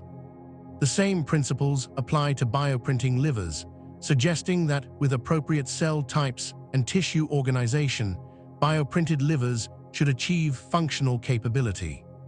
The 5-year timeline of the LIVE project aims for adult-scale bioprinted livers ready for preclinical testing by the end of the funding period. Preclinical testing involves studies in large animals like pigs whose body size approximates humans. These studies test whether bioprinted livers can be surgically implanted, whether they survive and function in large animals, whether they integrate with host vasculature, and whether they provide meaningful metabolic support. Success in large animal studies would pave the way for human clinical trials. The clinical trial pathway for bioprinted organs involves multiple phases with increasing numbers of patients and longer follow-up periods. Initial trials would enroll small numbers of patients with acute liver failure who face imminent death without intervention. These first-in-human studies test safety, determining whether bioprinted livers can be implanted without causing harm and whether they provide any benefit. Later trials would enroll larger patient populations to establish efficacy, demonstrating that bioprinted livers actually improve survival compared to standard care. Eventually, randomized controlled trials would compare bioprinted organs against traditional transplants for patients eligible for both options. Regulatory approval through the Food and Drug Administration follows a rigorous process for any new medical device or biological product. Bioprinted organs represent unprecedented technology that does not fit neatly into existing regulatory categories. They are part manufactured device, part living tissue, part pharmaceutical product, since they secrete biologically active compounds. The FDA is developing new frameworks for evaluating regenerative medicine products, including bioprinted organs. Sponsors must provide extensive data on manufacturing consistency, product characterization, safety testing, and clinical effectiveness before approval. Manufacturing bioprinted organs at clinical grade requires facilities and processes meeting stringent quality standards. Every component must be traceable, every process validated, every batch tested for safety and potency. The cells, bioinks, printing process, maturation conditions, and final testing must achieve consistency within narrow specifications. Contamination must be prevented through sterile facilities and aseptic technique. Documentation must be meticulous, providing complete records of every manufacturing step for every organ produced. Building this manufacturing infrastructure represents substantial investment beyond the research and development efforts. The potential applications of bioprinted liver technology extend beyond acute liver failure. Chronic liver disease affects millions of people worldwide, progressing through stages of fibrosis to cirrhosis and eventual liver failure. Patients with chronic disease could benefit from bioprinted liver tissue implants that supplement their failing native organs, providing additional metabolic capacity without requiring full transplants. Bioprinted liver patches might be implanted to support patients with cirrhosis, reducing complications and improving quality of life, while patients wait for traditional transplants or as alternatives to transplantation. The ARPAH investment in liver bioprinting represents recognition that this technology is approaching clinical viability. Government funding at this scale signals confidence that scientific and technical barriers can be overcome within reasonable timelines. The PRINT program, funding multiple institutions to develop bioprinted organs, creates healthy competition while sharing knowledge across the field. Successes by any team accelerate progress for all by demonstrating feasibility and revealing effective approaches. The liver's natural regenerative capacity makes it the ideal first target for bioprinted organ development. Temporary support organs that only need to function for weeks or months set a more achievable bar than permanent replacements. Success with bioprinted livers will provide proof of principle for the entire field, demonstrating that bioprinting can create transplantable organs that save lives. The technologies developed through liver bioprinting efforts will translate to other organs, including kidneys and hearts, accelerating progress across the field. The LIVE project and similar efforts represent critical steps toward a future where manufactured organs eliminate transplant waiting lists and organ failure becomes a treatable condition rather than a death sentence. Chapter 7: The Vascularization Problem. Every cell in every tissue throughout the human body exists within 200 micrometers of a blood vessel. This fundamental constraint defines the architecture of all organs and represents the single greatest challenge facing bioprinting technology. 200 micrometers equals 0.2 millimeters, roughly twice the thickness of a human hair. Beyond this distance, oxygen and nutrients cannot diffuse from blood vessels to cells quickly enough to sustain life. Cells deprived of oxygen for more than a few minutes begin dying. Tissue without adequate blood supply undergoes necrosis, turning black as cells die and decompose. The limitation is absolute and unforgiving. No amount of clever engineering or sophisticated cell culture can overcome the physics of diffusion. Natural organs achieve their remarkable size and complexity through elaborate vascular networks that branch from large arteries down through progressively smaller vessels until reaching capillaries, tiny tubes barely wide enough for red blood cells to squeeze through single file. Capillaries weave through tissues in dense meshes, ensuring every cell has access to the oxygen and nutrients that blood delivers. The heart pumps roughly 5 liters of blood through this network every minute during rest, and much more during exertion. The entire system represents one of evolution's greatest engineering achievements, developed over hundreds of millions of years through relentless natural selection that eliminated any organism whose vascular system failed to adequately supply its tissues. Bioprinting efforts must recreate this vascular complexity in organs grown outside the body.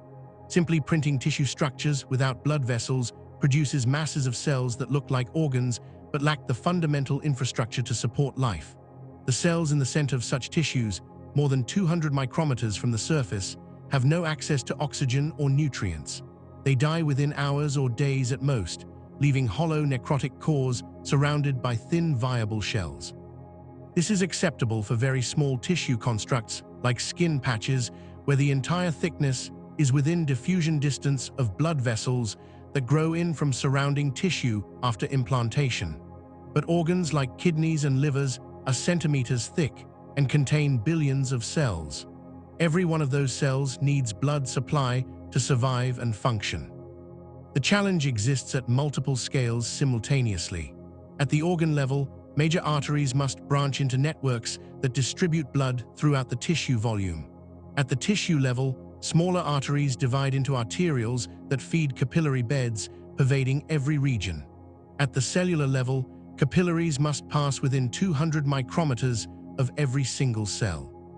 Creating this hierarchy of vessels from large to small, all properly connected and forming continuous channels through which fluid can flow, pushes the limits of bioprinting technology and in many ways exceeds current capabilities. Different approaches attempt to solve the vascularization problem with varying degrees of success. The most straightforward method involves printing channels into tissues as hollow tubes that will serve as blood vessels. Bioprinters deposit endothelial cells, the specialized cells that line blood vessels, in tubular patterns. The cells organize into vessel-like structures with hollow centers. When the printed tissue is placed in a bioreactor, nutrient media can be perfused through these channels, delivering oxygen and nutrients throughout the construct, just as blood perfuses natural tissue. This approach works reasonably well for creating larger vessels, those with diameters of several hundred micrometers or more. Fresh bioprinting technology has successfully printed vascular channels as small as 100 micrometers in diameter, approaching the size of small arteries and arterioles. However, printing capillaries remains extraordinarily difficult. Human capillaries range from 5 to 10 micrometers in diameter, barely larger than the red blood cells that flow through them. Achieving printing resolution at this scale while maintaining cell viability and structural integrity exceeds the capabilities of most current bioprinting systems. The printer nozzles through which bioink flows are typically at least 50 to 100 micrometers in diameter, making it physically impossible to print structures smaller than the nozzle opening. Even if smaller nozzles could be manufactured, forcing cells through such narrow openings would damage or kill them through excessive mechanical stress. Some researchers pursue alternative strategies that rely on cells' natural ability to form blood vessels rather than attempting to print every vessel directly. This approach, called angiogenesis promotion, involves creating conditions that encourage spontaneous vessel formation. Endothelial cells can self-organize into capillary networks when provided with appropriate signals, including growth factors like vascular endothelial growth factor, physical cues from the surrounding matrix, and interaction with supporting cell types like pericytes that stabilize forming vessels. By incorporating endothelial cells throughout printed tissues along with proangiogenic factors, researchers hope the cells will naturally form capillary networks that fill in the smallest vessels that cannot be printed directly. This strategy has shown promise in small-scale experiments. When bioprinted tissues containing distributed endothelial cells are cultured for extended periods, the endothelial cells do begin forming vessel-like structures spontaneously. However, the process is slow, taking weeks to develop functional networks, and the resulting vessels are often disorganized rather than forming the efficient hierarchical patterns seen in natural organs. Additionally, waiting weeks for vascularization to develop before implanting printed organs is impractical for patients who need transplants urgently.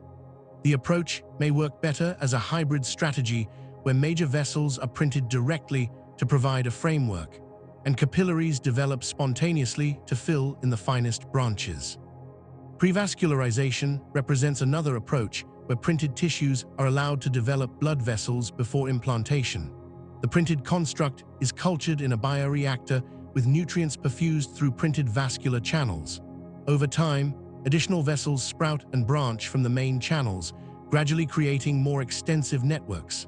When the tissue achieves adequate vascularization density, it can be implanted. The challenge is ensuring that preformed vessels in the printed tissue connect with the recipient's circulatory system quickly after implantation. Surgical techniques can anastomose, meaning surgically connect, major printed vessels to recipient arteries and veins.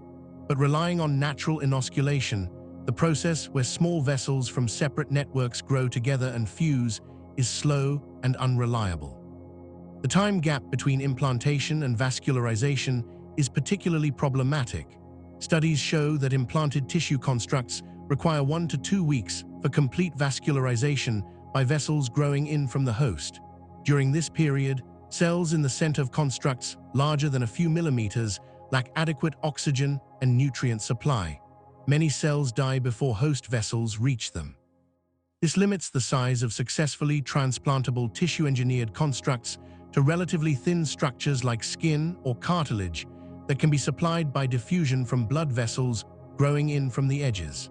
Thicker tissues and whole organs experience substantial cell death in their cores during the vascularization period, often resulting in failed engraftment. Some researchers have explored creating vascular networks in stages through cell sheet technology. Thin sheets of cells are layered on top of each other with preformed vascular channels between layers. The sheets are thin enough that every cell remains within diffusion distance of a channel. Multiple sheets stack to create thicker tissues while maintaining adequate vascularization throughout. This approach has successfully created constructs up to 12 layers thick, though this remains far short of the thickness needed for whole organs. The technology shows potential, but faces challenges in scaling to clinically relevant organ sizes. Another innovative approach involves creating tissue in vivo, meaning within a living body, rather than building organs completely in vitro. A prevascularized scaffold is implanted into the body, often in a convenient location like under the skin or within muscle tissue. Blood vessels from the host grow into the scaffold over several weeks, establishing blood supply throughout the construct. Once fully vascularized, the tissue-engineered graft is surgically removed from its growth site and transplanted to its final destination, where surgical anastomosis connects the established vessels to the recipient's circulation. This ensures immediate perfusion upon transplantation to the final site, avoiding the dangerous lag period. However, the approach requires multiple surgeries and extended time for the initial vascularization phase, which may not be acceptable for patients needing urgent transplants. Artificial intelligence has emerged as a powerful tool for designing vascular networks in bioprinted organs. Creating the blueprint for how blood vessels should branch and distribute throughout a tissue is extraordinarily complex. The network must efficiently deliver blood to all regions while minimizing resistance to flow and avoiding regions where vessels are too sparse. Traditional approaches relied on simplified branching patterns or attempted to mimic vascular networks observed in natural organs. Advanced AI algorithms can now optimize vascular network design by simulating blood flow through countless possible configurations and identifying patterns that maximize efficiency. Professor Xiaochen Chen's team at UC San Diego recently integrated artificial intelligence into their bioprinting process, specifically to help engineer sophisticated vascular networks, addressing one of the key challenges in scaling from small tissue samples to full-sized organs. The mechanical properties of printed blood vessels must match natural vessels to function properly. Vessels must be strong enough to withstand blood pressure without rupturing, yet flexible enough to expand and contract with each heartbeat. The vessel walls must be impermeable to blood cells and large proteins, but allow oxygen, nutrients, and waste products to pass through. Achieving this precise balance of mechanical strength and selective permeability requires careful bioink formulation and vessel wall architecture. Endothelial cells that line vessels must form tight junctions with neighboring cells, creating continuous barriers without gaps. Supporting cells called pericytes must wrap around capillaries to provide structural stability and regulate vessel diameter. Different organs have specialized vascular requirements that further complicate bioprinting efforts. Kidney glomerule contains specialized capillaries with unusual permeability allowing filtration while retaining blood cells and proteins.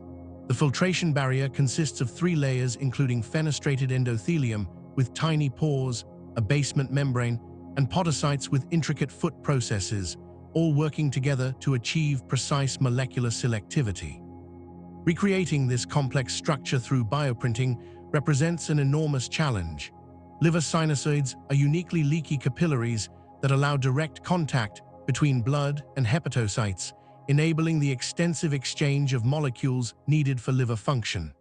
These specialized vessels must be substantially more permeable than typical capillaries while still containing blood cells. Heart tissue requires vessels embedded in contractile muscle that must withstand constant mechanical stress as the tissue beats. Each organ's unique vascular requirements demand specialized approaches. Oxygen delivery poses particular challenges because oxygen has limited solubility in water and blood. Red blood cells solve this problem through hemoglobin, a protein that binds oxygen in the lungs and releases it in tissues.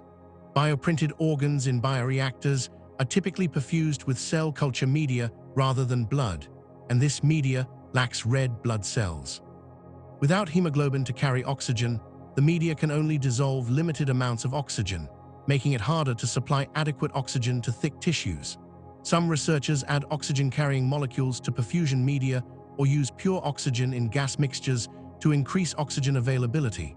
Others are exploring perfusing printed organs with actual blood during in vitro maturation, though this introduces additional complexity around obtaining blood supplies and preventing clotting. The spatial organization of vascular networks affects organ function in subtle but important ways. In kidneys, the arrangement of peritubular capillaries determines how efficiently reabsorbed substances return to the bloodstream. In livers, the radial organization of sinusoids around central veins creates gradients of oxygen and nutrients that influence hepatocyte function, with cells near arteries performing different metabolic tasks than cells near veins. Recreating these spatially organized vascular patterns requires not just creating vessels of appropriate sizes, but positioning them with precision to recreate the functional architecture of natural organs. Despite all these challenges, progress continues. Researchers have successfully bioprinted tissue constructs that survive and function in animal models, demonstrating that vascularization problems, while formidable, are not insurmountable. Bioprinted liver patches became fully vascularized by day 28 after implantation in mice, with host blood vessels growing throughout the printed tissue and perfusing it adequately to maintain cell viability and function. These results prove that appropriately designed bioprinted tissues can integrate with host vasculature given sufficient time. The remaining challenge is accelerating the vascularization process and achieving adequate vessel density for larger tissue constructs approaching organ size. The vascularization problem ultimately limits how quickly bioprinted organs can reach clinical application. Many other aspects of bioprinting technology have advanced to impressive levels of sophistication. Researchers can print complex structures with high-resolution, formulate bioinks that support various cell types, and create tissues that replicate many aspects of organ architecture. But without solving vascularization comprehensively, bioprinted organs remain fundamentally limited in size and viability. Every advance in creating vascular networks represents critical progress toward the ultimate goal of manufacturing transplantable organs that can save lives. Chapter 8, January 2026 Breakthrough Announcements. The second week of January 2026 brought news that energized the bioprinting field and signaled a major shift in how governments and funding agencies view the potential of manufactured organs. ARPAH, the Advanced Research Projects Agency for Health, announced awards totaling up to $176.8 million over 5 years to multiple teams developing bioprinted organs. The funding represents the largest single government investment in organ bioprinting to date and validates that this technology has progressed from speculative research to serious development of clinical applications. The program name, PRINT, stands for both the printing technology and the goal, programmed reprogramming to initiate novel tissues, reflecting the convergence of stem cell reprogramming and three-dimensional bioprinting required to manufacture organs. The stated objective is extraordinarily ambitious, yet increasingly plausible given recent progress. The funded teams aim to produce immune-matched replacement organs within hours using either patient-derived cells or cells from biobanks. Hours, not weeks or months. The goal is transforming organ transplantation from a system dependent on waiting for donor organs to become available through tragedy to one where organs are manufactured on demand when patients need them. The program targets multiple organs, including kidneys, hearts, and livers, recognizing that successful bioprinting of any major organ will provide proof of principle for the entire field while advancing the specific technologies needed for each organ type. ARPAH Director Dr. Alicia Jackson emphasized the historic nature of the undertaking in announcing the awards. Developing universally matched organs has never been accomplished in the history of transplantation. Printing a precisely matched functional human organ will fundamentally change what is possible in transplant medicine and will save countless lives. The statement reflects both the audacity of the goal and the confidence that recent technological progress makes achievement realistic within the funding timeline. The awards are structured as performer awards rather than traditional grants or contracts, allowing flexibility while requiring teams to meet aggressive and accelerated milestones. Funding continues only as long as teams demonstrate progress toward objectives, maintaining pressure for results. Dr. Ryan Spittler, Print Program Manager at ARPAH, acknowledged the difficulty of what the program attempts. What we are trying to do with Print is extraordinarily hard. It requires major breakthroughs in cell manufacturing, bioreactor design, and three-dimensional printing technology to reliably build organs that function like the real thing. The frank assessment recognizes remaining challenges while expressing confidence that focused funding and coordination across multiple expert teams can drive the necessary innovations. If successful, the program will not just give patients faster access to new organs, but change the foundation of transplantation itself. The advances could dramatically reduce wait times, eliminate the need for lifelong immunosuppressive drugs, and open doors to bioprinted solutions for many other organs beyond those initially targeted. Carnegie Mellon University received funding to develop bioprinted livers through the LIVE project described in the previous chapter, a collaboration bringing together expertise in fresh bioprinting technology, stem cell biology, and clinical transplantation. The Carnegie Mellon team has pioneered many fundamental bioprinting techniques and demonstrated remarkable capabilities, including bioprinting functional pancreatic tissue that cured type 1 diabetes in laboratory animal testing. Their approach combines fresh three-dimensional bioprinting with three-dimensional ice scaffolding techniques to create complex internal channel networks throughout printed organs. The ice serves as temporary support material that creates voids for blood vessels when melted away after printing. The collaboration with Allele Biotechnology brings critical capabilities in personalized stem cell production. Generating sufficient quantities of patient-specific cells efficiently and reproducibly represents a major bottleneck in personalized organ manufacturing. Allele specializes in creating clinical-grade, induced pluripotent stem cells from patient samples and differentiating them into the various cell types needed for specific organs. Streamlining this process from weeks or months to days makes on-demand organ production practical for clinical applications. The partnership ensures that cell sourcing capabilities advance in parallel with bioprinting technology. The University of California, San Diego received up to $14.4 million to develop bioprinted liver tissue using Professor Xiaochen Chen's advanced bioprinting platforms integrated with artificial intelligence for vascular network design. The UC San Diego team previously demonstrated in 2016 that their technology could create small but highly accurate liver tissue models just millimeters in size. Those early tissues replicated the structures and functions of real human livers at miniature scale, proving the fundamental concept. The new funding enables scaling to full-sized, transplantable organs. The integration of artificial intelligence addresses one of the most difficult challenges: designing and printing sophisticated vascular networks that efficiently perfuse large tissue volumes. The focus on livers as an initial target reflects both the urgent clinical need and the specific advantages liver bioprinting offers.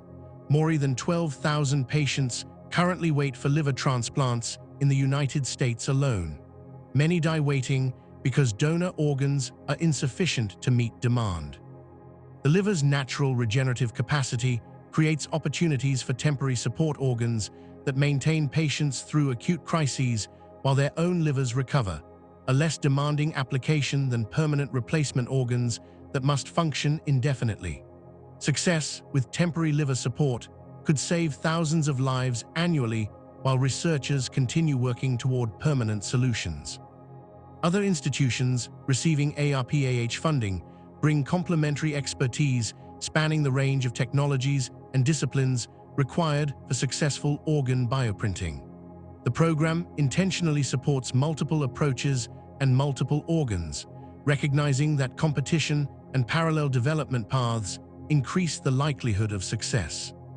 Teams share fundamental knowledge about bioprinting, bioink formulation, and stem cell technology while competing on specific implementations and applications. This structure balances collaboration and competition to maximize innovation and progress. The emphasis on immune-matched organs addresses one of transplantation's most persistent problems. Traditional transplanted organs from deceased or living donors require lifelong immunosuppressive medication to prevent rejection. These drugs carry serious side effects, including increased infection risk, cancer, diabetes, high blood pressure, kidney damage, and liver damage. The medication's toxicity to kidneys is particularly problematic for kidney transplant recipients whose remaining native kidney is already diseased and whose transplanted kidney faces damage from the very drugs meant to protect it from rejection. Many post-transplant complications and long-term health problems result directly from immunosuppression rather than from organ rejection or surgical complications. Bioprinted organs using patient-derived stem cells eliminate immune rejection because the tissue is genetically identical to the recipient. The immune system recognizes the printed organ as self rather than foreign tissue.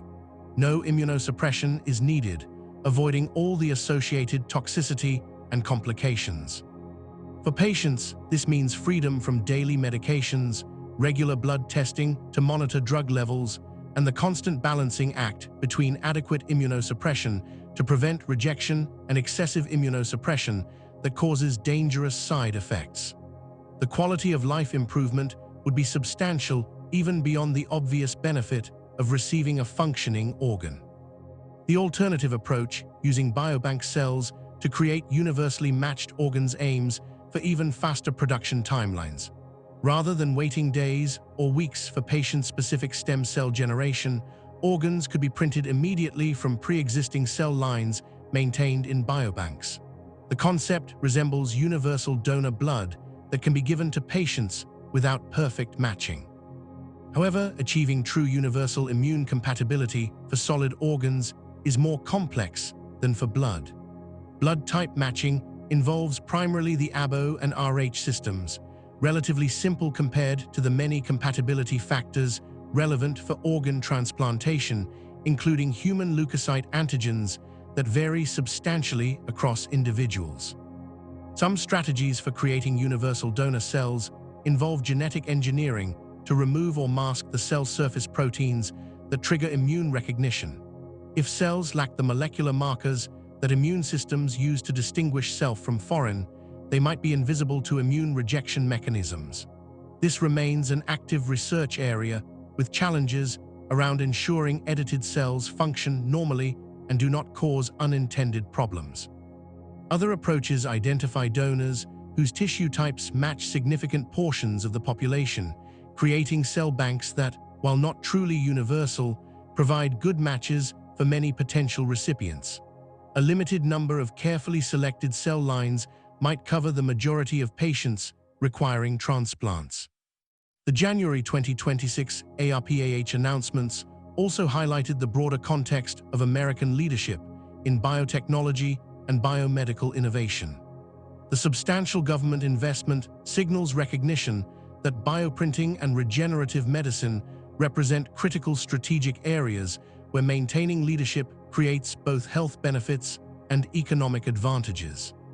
The technologies developed through organ bioprinting have applications far beyond transplantation, including drug testing, disease modeling, and tissue repair. Nations that lead in these fields will shape the future of medicine and capture associated economic benefits. The funding structure, requiring aggressive milestones and accelerated timelines, reflects lessons learned from other advanced research programs. Open-ended research grants sometimes continue for years without delivering practical results. The PRINT program demands tangible progress on defined timelines, with continued funding contingent on meeting objectives. This maintains pressure for results while providing resources needed to pursue ambitious goals. Teams that fall behind on milestones risk losing funding, creating strong incentives for efficiency and focus. Teams that achieve objectives receive continued support to advance toward ultimate goals. The 5-year timeline suggests that ARPAH leadership believes initial bioprinted organs could reach preclinical or early clinical testing by the end of the funding period.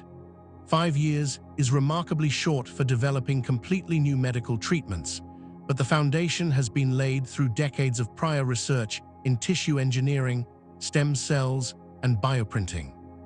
The PRINT program aims to accelerate the final push from laboratory demonstrations to clinical applications by providing focused funding, coordinating efforts across institutions, and maintaining urgency through milestone-driven funding.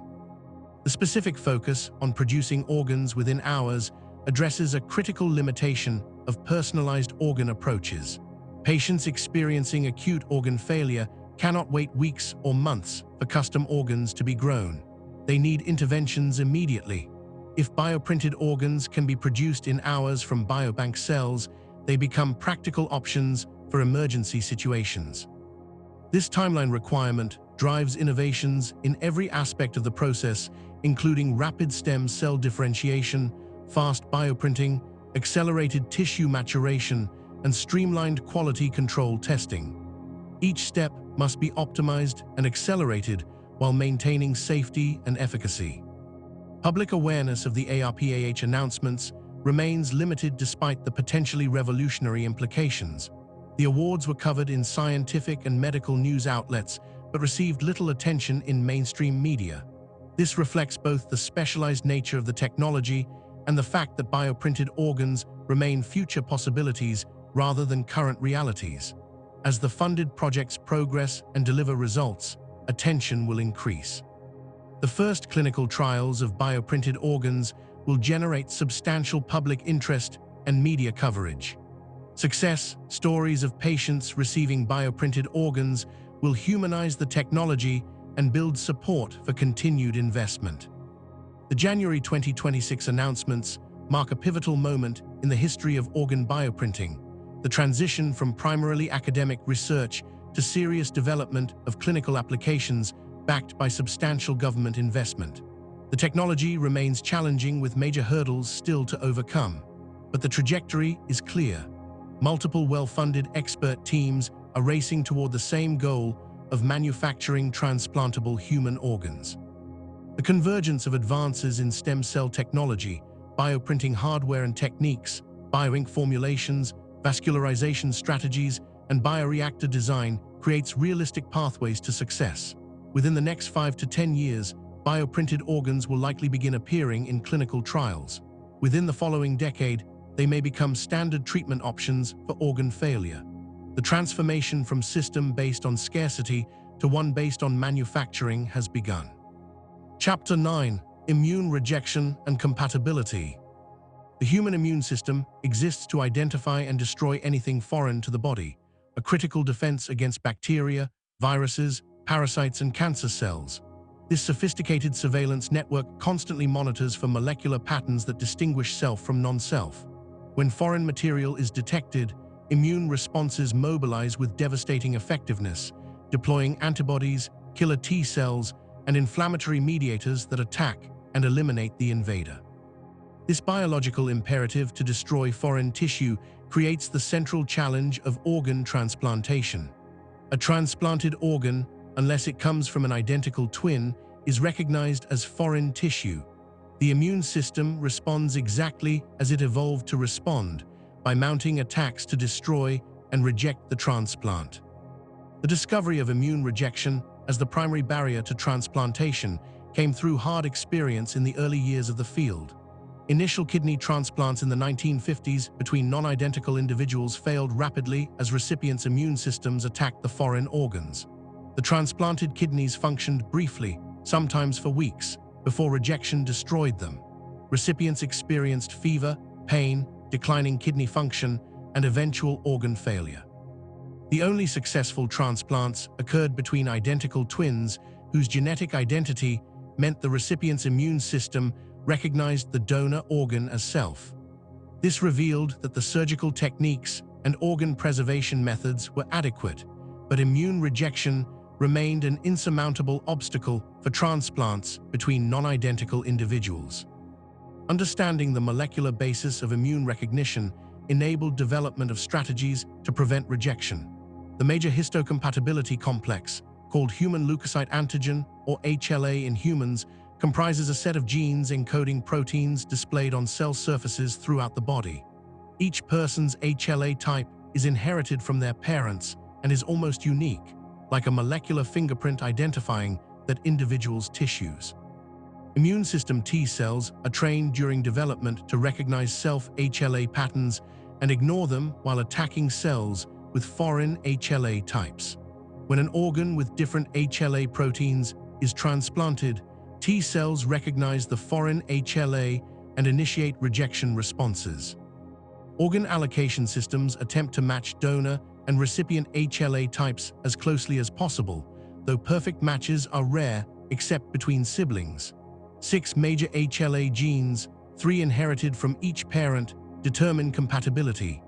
Closer matches generally result in better transplant outcomes with less severe rejection and lower immunosuppression requirements. However, even well-matched organs require immunosuppressive drugs because minor HLA genes and other compatibility factors still trigger some degree of immune response. Only identical twins have perfectly matched HLA, making immunosuppression unnecessary. The development of immunosuppressive drugs in the 1960s and 70s transformed transplantation from experimental procedure to standard treatment. Cyclosporine, discovered in 1972 and approved for transplantation in 1983, specifically inhibits T cell activation, preventing the cellular immune responses that cause acute rejection. Combined with corticosteroids that broadly suppress inflammation and other drugs targeting different aspects of immune function, the immunosuppression protocols enabled transplanted organs to survive long-term in recipients with foreign HLA types. Organ transplantation became practical for the general population rather than only for identical twins. However, immunosuppression creates its own serious problems. The medications that protect transplanted organs from rejection also impair the body's ability to fight infections and cancer. Transplant recipients experience higher rates of bacterial, viral, and fungal infections, sometimes with opportunistic organisms that rarely cause disease in people with normal immune function. The risk of various cancers increases substantially, particularly skin cancers and lymphomas. These are direct consequences of suppressed immune surveillance that normally identifies and eliminates infected or cancerous cells before they cause serious disease. Immunosuppressive drugs also cause direct toxicity to organs and metabolic systems. Calcineurin inhibitors, including cyclosporine and tacrolimus, mainstays of immunosuppression protocols, damage kidneys and increase risks of diabetes. For kidney transplant recipients, the medications meant to prevent rejection of their new kidney simultaneously damage the kidney through direct toxic effects. Studies show that long-term use of these drugs contributes to chronic kidney disease, creating the tragic irony that medications protecting the transplant also gradually destroy it. High blood pressure and elevated cholesterol are common side effects contributing to cardiovascular disease, the leading cause of death in long-term transplant recipients. Additional side effects vary by medication, but include nausea, vomiting, diarrhea, liver damage, bone marrow suppression causing anemia and increased bleeding risk, osteoporosis, poor wound healing, psychiatric effects including mood changes and sleep disturbances, and cosmetic effects like excessive hair growth or hair loss. The medications require careful monitoring with frequent blood tests to maintain therapeutic levels. Too little immunosuppression risks rejection. Too much causes excessive side effects and infection risk. Finding the balance demands constant medical oversight and adjustment. Drug interactions complicate management further. Many common medications interact with immunosuppressants, either increasing or decreasing their blood levels and effectiveness. Transplant recipients must inform all healthcare providers about their medications and check for interactions before starting any new prescription or over-the-counter drug. Even some foods, notably grapefruit, interfere with metabolism of certain immunosuppressants and must be avoided. The complexity of managing immunosuppression while dealing with other health issues creates substantial burden for patients and healthcare systems. The financial costs of lifelong immunosuppression are considerable. The medications themselves are expensive, often costing thousands to tens of thousands of dollars annually. Required monitoring with frequent laboratory tests and clinic visits adds additional expense. Treating the infections, cancers, and other complications caused by immunosuppression generates further costs. Studies estimate that total healthcare costs for transplant recipients remain elevated throughout their lives, primarily due to immunosuppression-related expenses. While these costs are justified by the life-saving nature of transplantation, they represent substantial burden on patients and healthcare systems. Non-adherence to immunosuppression medication regimens causes significant numbers of late transplant failures. Patients must take multiple medications daily, often at specific times, without missing doses. Skipping even a few doses can allow rejection episodes that damage the transplant. Young adults transitioning from pediatric to adult care show particularly high non-adherence rates as they struggle with taking responsibility for complex medication regimens. The consequences can be devastating, with preventable rejection leading to transplant loss and return to dialysis or need for retransplantation. Bioprinted organs using patient-derived stem cells eliminate immune rejection entirely because the tissue is genetically identical to the recipient. When cells are taken from a patient, reprogrammed to pluripotent stem cells, differentiated into organ-specific cell types, formulated into bioink, and printed into an organ, every cell in that organ contains the patient's own DNA. The HLA proteins displayed on printed organ cells match the patient's HLA exactly. T cells recognize the bioprinted organ as self because it is self, containing the patient's genetic material. No immune response occurs, no rejection happens, no immunosuppression is needed. The implications are profound. Patients receiving bioprinted organs from their own cells would require no immunosuppressive medications. They would avoid all the toxicity, side effects, infection risks, cancer risks, and complications associated with immunosuppression. Their quality of life would be substantially better without daily medications and frequent monitoring. Their long-term health outcomes would improve without immunosuppression-related complications. The transplanted organ would face no immune-mediated damage, potentially functioning longer than traditionally transplanted organs that eventually suffer chronic rejection despite immunosuppression. The cost savings from eliminating immunosuppression would be substantial.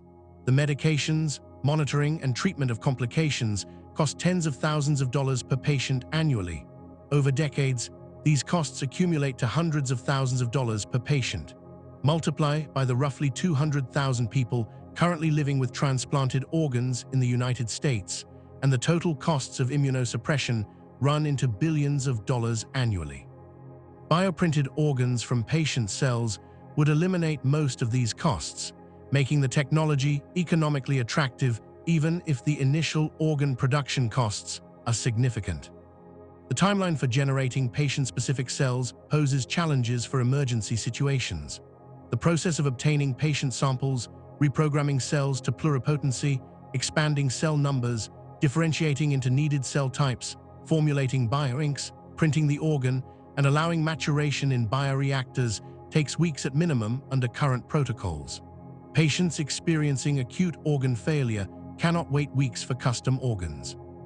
This reality drives research into accelerating every step of the personalized organ production pipeline and motivates parallel efforts to develop universal donor approaches using biobank cells. Universal donor cells from biobanks offer faster production timelines at the potential cost of some immune compatibility. The concept involves maintaining banks of cells from carefully selected donors whose HLA types match significant portions of the population. When a patient needs an organ, cells from the best available match are used to bioprint the organ within hours rather than waiting weeks for patient-specific cell generation. The match may not be perfect, but it would be closer than random donor organs, potentially requiring less immunosuppression than traditional transplants. Some research programs explore genetic engineering approaches to create truly universal donor cells that would be immune-compatible with any recipient. Techniques include deleting or masking HLA genes so cells do not display the proteins that trigger immune recognition, or engineering cells to produce immunosuppressive factors locally that prevent rejection without systemic immunosuppression. These approaches remain experimental with questions about long-term safety and efficacy. Cells with altered HLA expression might not function normally or might cause unintended immune or physiological problems. For temporary bioprinted organs designed to support patients for weeks or months rather than permanently, immune compatibility requirements may be relaxed. The liver bioprinting programs funded by ARPAH focus on temporary organs that maintain patients through acute liver failure while their natural livers regenerate. Such organs need to function only briefly, perhaps 4 to 12 weeks. During this limited period, even imperfectly matched bioprinted organs might avoid severe rejection, or limited immunosuppression might adequately prevent rejection without the long-term consequences that make permanent immunosuppression so problematic. Short-term immunosuppression carries far less risk than lifelong treatment. The development of immune-compatible bioprinted organs represents perhaps the greatest potential advantage over traditional transplantation. Solving the immune rejection problem would not merely improve transplantation, but fundamentally transform it. Recipients would be freed from dependence on immunosuppressive drugs and their associated complications. Organs would last longer without immune damage. Quality of life and long-term health outcomes would improve dramatically. The cost savings would make bioprinted organs economically competitive with traditional transplants. This advantage alone could justify substantial investment in bioprinting technology, even if other aspects were merely equivalent to current transplantation rather than superior. Chapter 10. From lab bench to operating room. The pathway from research laboratory to hospital operating room stretches across years of meticulous development, testing, and regulatory review. Bioprinted organs that function successfully in laboratory bioreactors must prove themselves safe and effective through increasingly rigorous testing before any surgeon will implant them in a human patient. The process follows established pathways for new medical products, but faces unique challenges because bioprinted organs represent completely novel technology that does not fit neatly into existing regulatory categories. They are simultaneously medical devices because they are manufactured products, biological products because they contain living cells, and tissue products because they incorporate human tissue components. The journey begins with extensive preclinical testing in laboratory settings and animal models. Researchers must demonstrate that bioprinted organs maintain structural integrity, remain sterile without contamination, and support cell viability during and after printing. They must show that printed tissues mature properly in bioreactors, developing the cellular organization and functional capabilities expected of the target organ. They must prove that cells survive the printing process without excessive damage or death. Every aspect of the manufacturing process must be characterized, validated, and documented in meticulous detail. Small animal studies typically come first, using mice or rats as initial test subjects. Bioprinted tissue samples scaled appropriately for rodent size are implanted surgically and monitored over weeks to months. Researchers track whether the printed tissue survives, becomes vascularized by blood vessels growing in from the host animal, integrates with surrounding tissues, and contributes measurable function. They examine whether the animals show signs of immune rejection, infection, or other complications. At predetermined time points, animals are sacrificed and the implanted tissues examined microscopically to assess cell survival, tissue organization, blood vessel penetration, and any signs of inflammation or rejection. The bioprinted liver patches implanted in mice that showed successful vascularization by day 28 represent exactly this type of preclinical validation. The tissue remained viable for weeks after implantation, became infiltrated with blood vessels from the host mouse, and showed evidence of liver function, including albumin production. These results demonstrate proof of concept that bioprinted liver tissue can engraft and survive in living animals. Similar studies with bioprinted kidney constructs showed formation of tubular structures and integration with host tissues. Each successful animal study provides evidence supporting further development while revealing challenges that must be addressed. Large animal studies follow successful small animal work, using pigs, dogs, or non-human primates whose organ sizes approximate humans.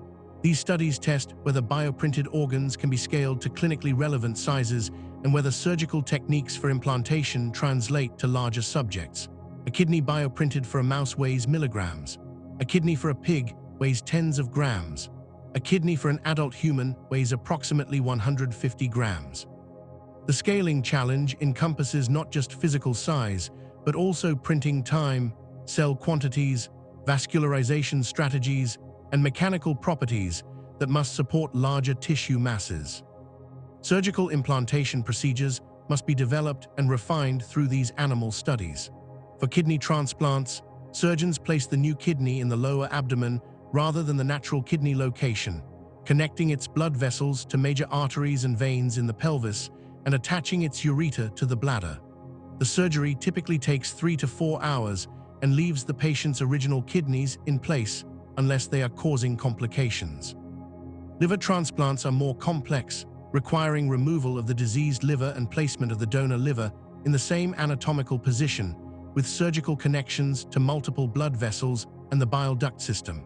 The procedure takes 5 to 8 hours and demands precise surgical technique.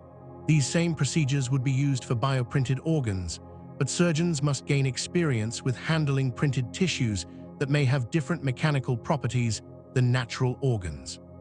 Manufacturing bioprinted organs at clinical grade requires facilities and processes meeting good manufacturing practice standards, the rigorous quality requirements for pharmaceutical and biological product manufacturing. Every component used in production must be pharmaceutical grade with documented purity and sterility. Cell culture media, growth factors, bioink components, and all other materials must come from qualified suppliers with appropriate certifications.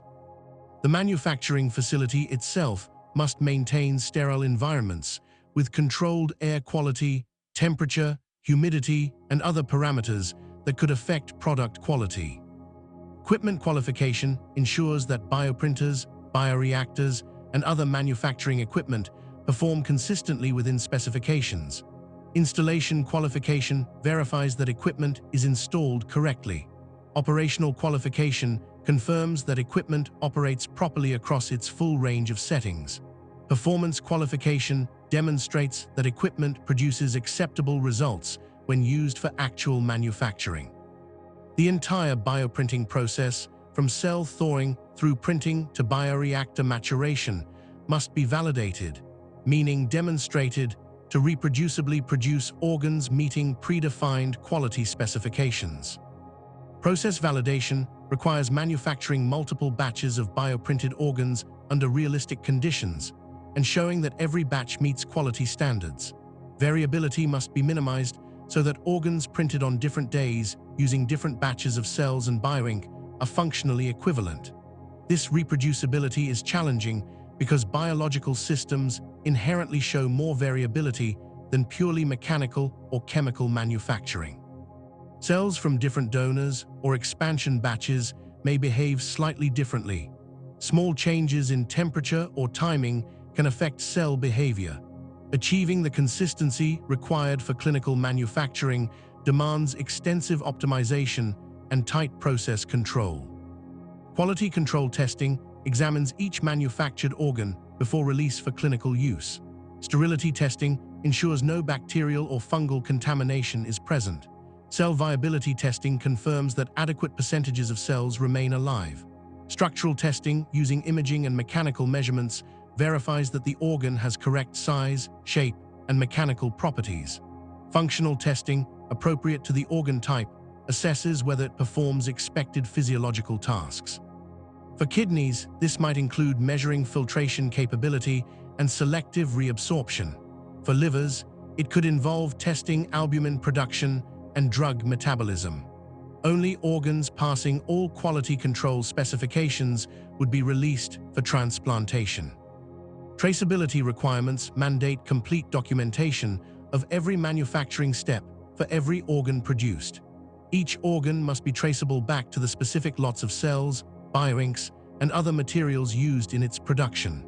Manufacturing records must document all process parameters, including temperatures, print times, bioreactor conditions, and any deviations from standard procedures. This documentation enables investigation if problems occur and provides evidence of manufacturing consistency for regulatory review. The regulatory pathway for bioprinted organs in the United States goes through the Food and Drug Administration, which regulates both medical devices and biological products. Bioprinted organs containing living cells are likely to be regulated as biological products under the authority of the Center for Biologics Evaluation and Research. The FDA provides designation programs that can accelerate development and review for products addressing serious unmet medical needs. Regenerative Medicine Advanced Therapy Designation recognizes products with potential to address unmet medical needs for serious conditions and provides enhanced interaction with FDA reviewers during development. Breakthrough Device Designation, available for medical devices and some biological products, expedites development and review for products that offer significant advantages over existing treatments. Priority review shortens the FDA's review timeline for marketing applications. Accelerated approval allows approval based on surrogate endpoints that predict clinical benefit while requiring confirmatory studies to verify actual benefit. These programs aim to bring important new therapies to patients faster while maintaining safety and efficacy standards. The recent FDA approval of Symvess, an acellular tissue-engineered blood vessel for vascular trauma, demonstrates that tissue-engineered products can successfully navigate regulatory review. Symvess is manufactured using human vascular smooth muscle cells that produce extracellular matrix proteins forming the vessel's structure. Then the cells are removed, leaving only the protein scaffold. The acellular vessel is surgically implanted to replace damaged blood vessels and becomes populated with the patient's own cells after implantation. This approval, as the first tissue-engineered vessel, establishes precedent for regulatory pathways that bioprinted organs might follow. Clinical trials testing bioprinted organs in human patients would follow phased approaches standard for new therapies. Phase 1 trials enroll small numbers of patients, typically 10 to 20, to test safety and determine appropriate dosing or treatment parameters. For bioprinted organs, Phase 1 would establish that surgical implantation can be performed safely, that patients tolerate the printed organs without immediate complications, and that the organs show some evidence of function. These first-in-human trials would likely enroll patients with terminal organ failure who face imminent death and have exhausted all other treatment options. Phase 2 trials enroll larger patient numbers, often 50 to 100, to further assess safety while gathering preliminary evidence of efficacy. For bioprinted organs, Phase 2 would determine what percentage of implanted organs survive and function long enough to provide clinical benefit. The trials would identify factors predicting success or failure and refine patient selection criteria and surgical techniques. They would establish optimal parameters for organ maturation time before implantation and post-implant monitoring protocols. Phase 3 trials are large randomized controlled studies enrolling hundreds to thousands of patients, comparing the new treatment against current standard of care. For bioprinted organs, Phase 3 would compare outcomes between patients receiving bioprinted organs versus those receiving traditionally transplanted organs or remaining on organ waiting lists. The trials would measure survival, quality of life, complication rates, and healthcare costs. Success would require demonstrating that bioprinted organs provide at least equivalent outcomes to traditional transplants, ideally with advantages like elimination of immunosuppression or reduced waiting times. The timeline from laboratory research to FDA approval typically spans 10 to 15 years for novel therapies. Bioprinted organs may follow similar timelines or potentially faster if breakthrough designation and other expediting mechanisms apply. Current projections by experts in the field suggest that simple bioprinted tissues like skin or cartilage might reach clinical approval within 5 to 10 years, while complex organs like kidneys and livers will require 15 to 20 years. The recent ARPAH investments aim to accelerate these timelines by providing focused funding and coordination across research teams. In 2022, the first three-dimensional bioprinted human tissue was implanted in patients, marking a historic milestone showing that laboratory bioprinting can translate to actual clinical use. While details of that first implanted tissue remain limited, the achievement proves that regulatory pathways exist and that bioprinted tissues can meet standards for human implantation. One forward-looking analysis projects 2042 as the estimated timeframe for three-dimensional bioprinted solid organs to gain FDA approval as clinical alternatives for transplantation at the current pace of research. That projection assumes no major accelerations in development timelines or regulatory processes. However, the ARPAH investments and growing recognition of organ shortage urgency could accelerate progress substantially. The 5-year ARPAH funding period runs through early 2031, by which time the funded teams aim to have bioprinted organs ready for preclinical testing in large animals. If those studies succeed, initial human trials could begin in the early 2030s. Positive results from early trials could lead to expanded trials and potential approval by the late 2030s, roughly 15 years earlier than the conservative projections. The actual timeline will depend on how quickly technical challenges are solved and whether early clinical results show compelling benefits. Manufacturing capacity will need to scale dramatically as bioprinted organs move toward widespread clinical use. Academic research laboratories produce one or a few organs at a time for experimental studies. Clinical manufacturing facilities must produce dozens or hundreds of organs monthly to serve patient populations. Automation will be essential to achieve necessary production volumes while maintaining quality and reducing costs. Companies are developing GMP-compliant bioprinters designed for clinical manufacturing rather than research, with automated processes, built-in monitoring, and documentation systems ensuring regulatory compliance. The path from laboratory to operating room is long and demanding, But each successful milestone brings bioprinted organs closer to clinical reality. The technology has progressed from theoretical concept to laboratory demonstrations to initial animal successes, with substantial funding now supporting multiple teams working toward the same goals. The remaining challenges appear surmountable within realistic timeframes. The first bioprinted organs to reach patients will likely be temporary support devices like liver grafts rather than permanent replacements. But even these limited applications could save thousands of lives annually while technology continues advancing toward full organ replacement capabilities. Chapter 11: The Technical Barriers Still Standing. Despite remarkable progress, substantial technical challenges remain between current bioprinting capabilities and the goal of manufacturing transplantable human organs on demand. Acknowledging these barriers honestly does not diminish the impressive advances already achieved, but rather clarifies where further innovation is most urgently needed. The challenges span every aspect of bioprinting, from sourcing adequate cell quantities through achieving full physiological function in printed organs. Cell sourcing at the scale required for whole organs represents a fundamental bottleneck. A human kidney contains approximately 20 billion cells. A liver contains approximately 240 billion cells.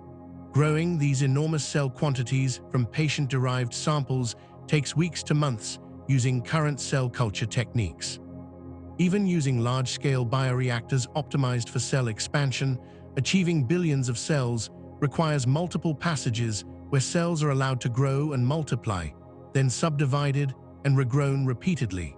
Each passage takes days and introduces risk that cells will change their properties or lose their differentiation state. The starting point for patient-specific organs involves obtaining a small tissue sample, reprogramming those cells to induced pluripotent stem cells, expanding the stem cell population to adequate numbers, then differentiating the stem cells into the various specialized cell types needed for the target organ. Each of these steps requires time and expertise. The reprogramming process alone takes several weeks. Expansion to billions of cells requires additional weeks. Differentiation into mature cell types like hepatocytes or kidney tubule cells requires carefully controlled culture conditions with specific growth factors and signaling molecules added in precise sequences that mimic natural development. The entire process, from initial patient sample to billions of printable cells, can easily take 2 to 3 months. For patients experiencing acute organ failure, months-long timelines are unacceptable. They need interventions immediately, within days at most. This reality drives efforts to create universal donor cell banks that would enable organ production within hours rather than months. However, generating and maintaining such cell banks introduces different challenges. How many cell lines are needed to provide good matches for most of the population? How should cells be genetically characterized and validated? How long do banked cells remain viable and functional when frozen?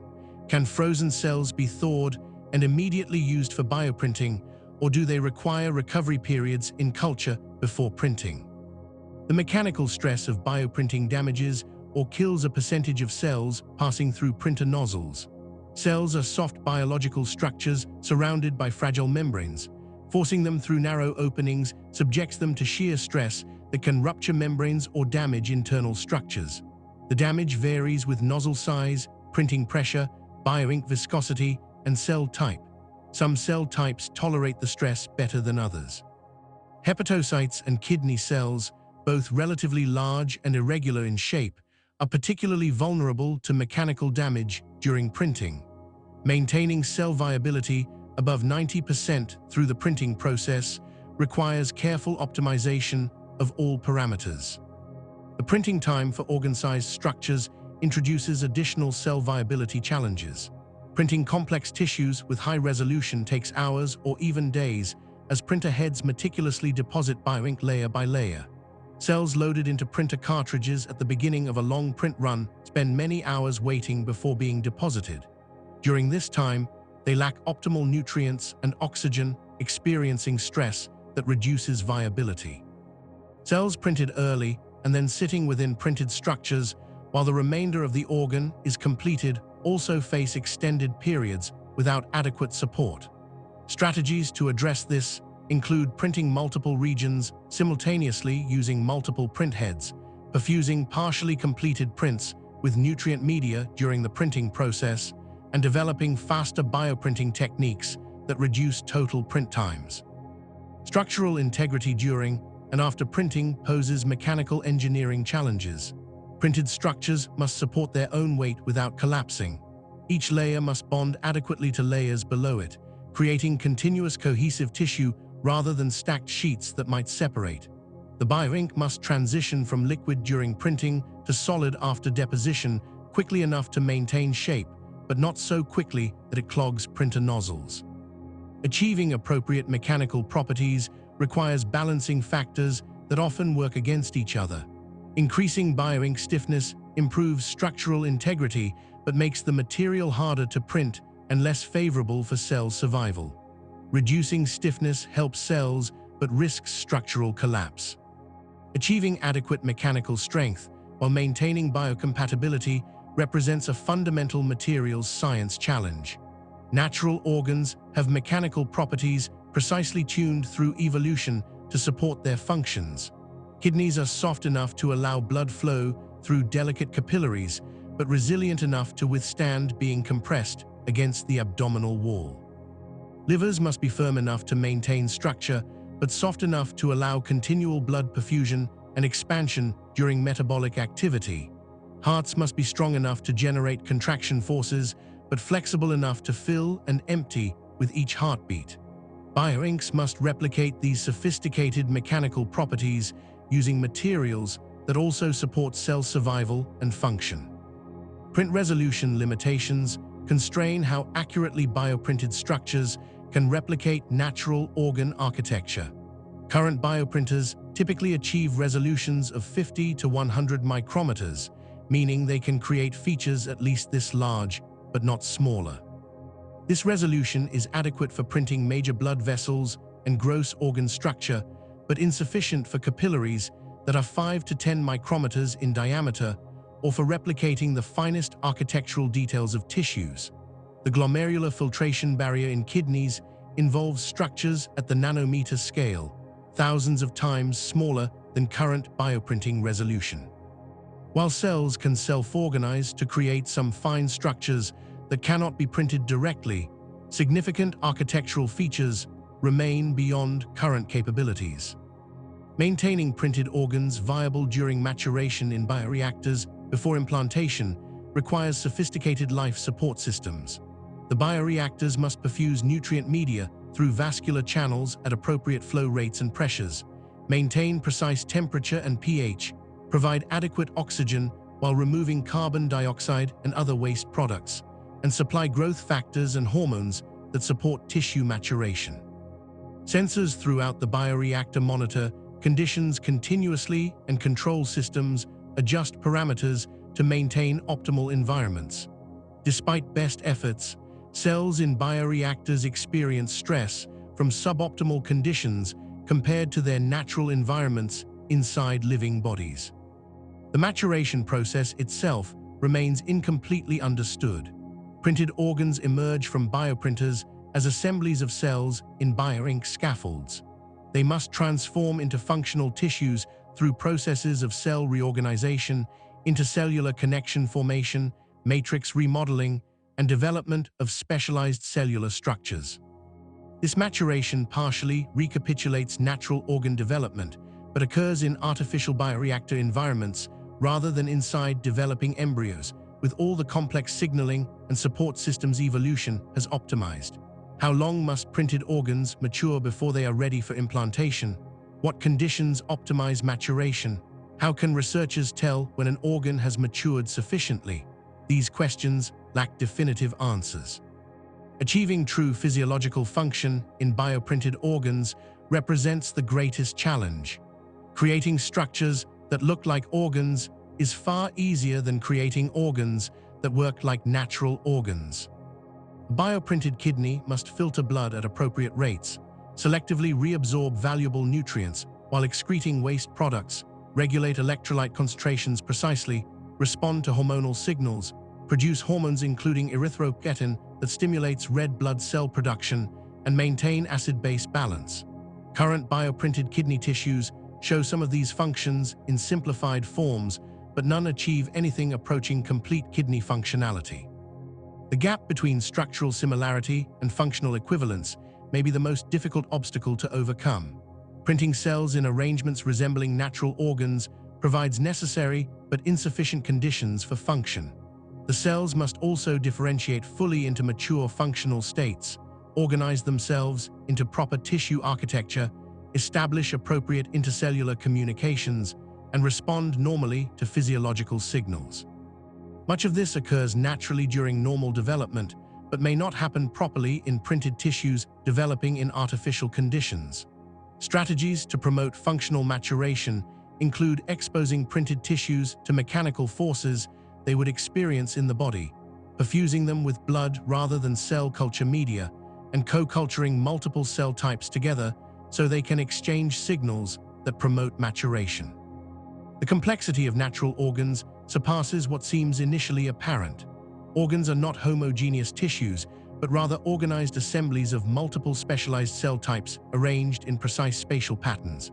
Natural development of organs occurs through elaborately choreographed sequences of cell divisions, migrations, differentiations, and morphogenesis, driven by countless molecular signals exchanged between cells and their environments.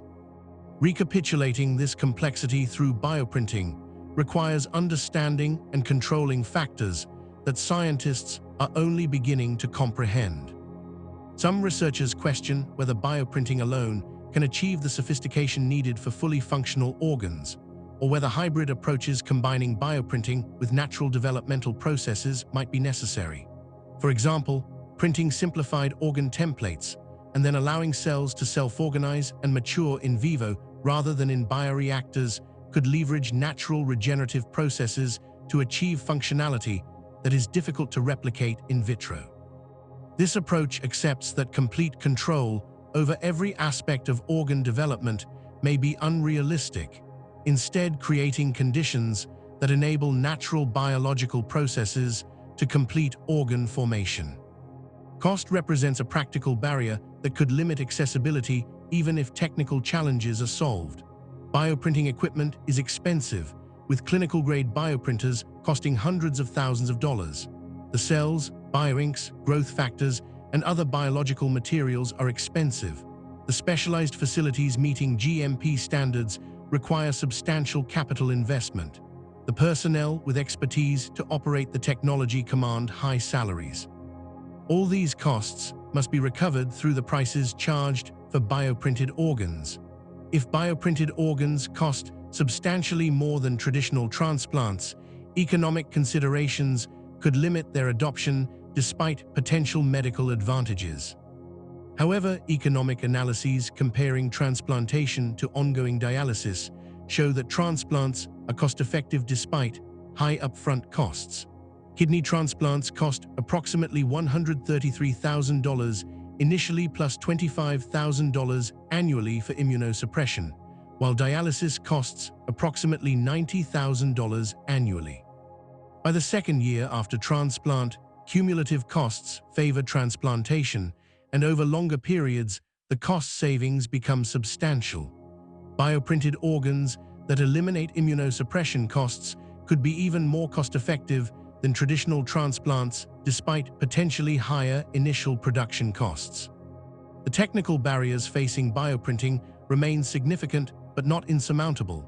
Each challenge is being actively addressed by researchers worldwide, with progress occurring steadily.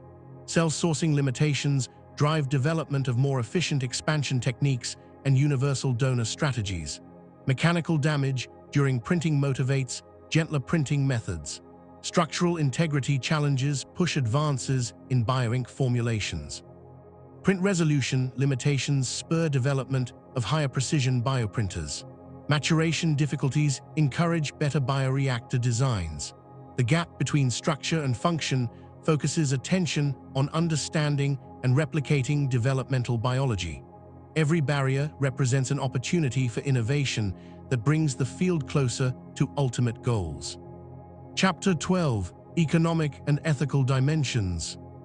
The economic implications of bioprinted organs extend far beyond the immediate costs of producing individual organs to encompass broad systemic changes in healthcare spending, insurance coverage, research investment, and economic opportunity within the biotechnology sector.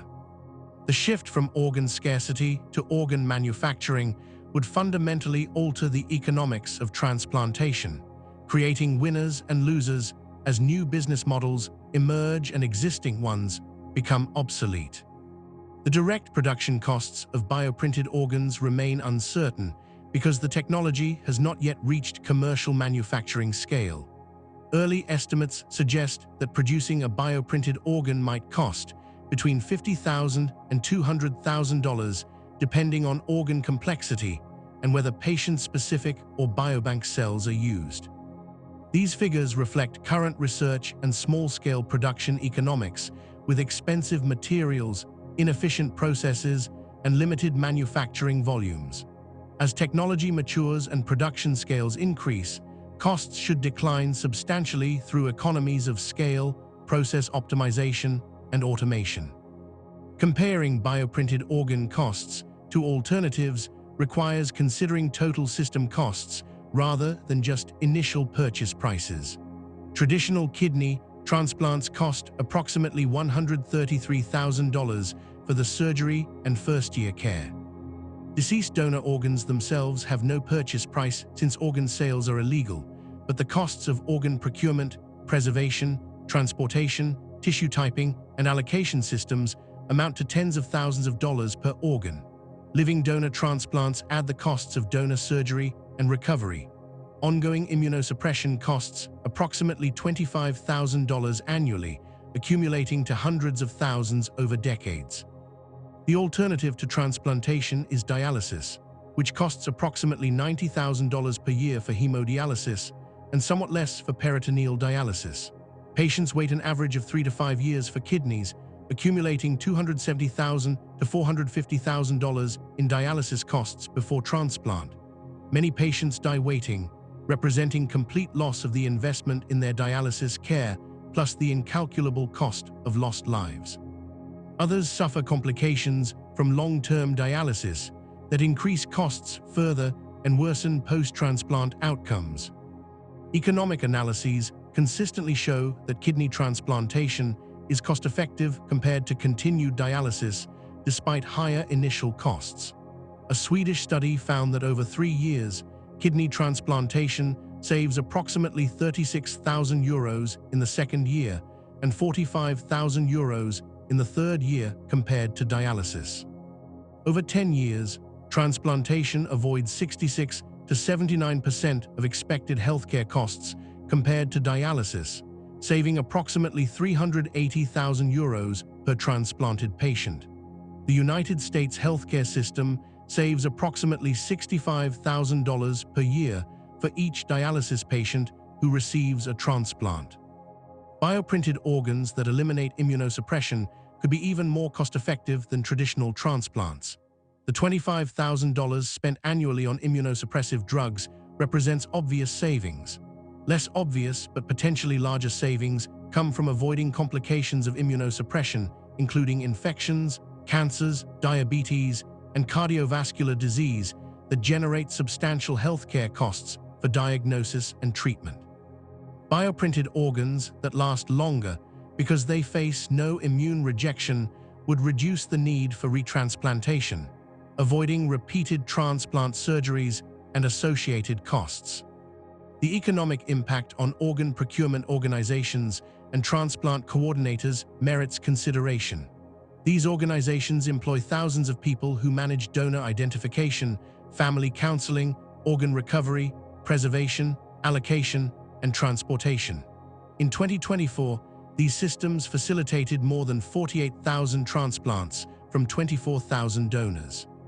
If bioprinted organs eventually replace most donation-based transplants, the organ procurement system would contract dramatically, jobs would be lost, and organizations would face uncertain futures.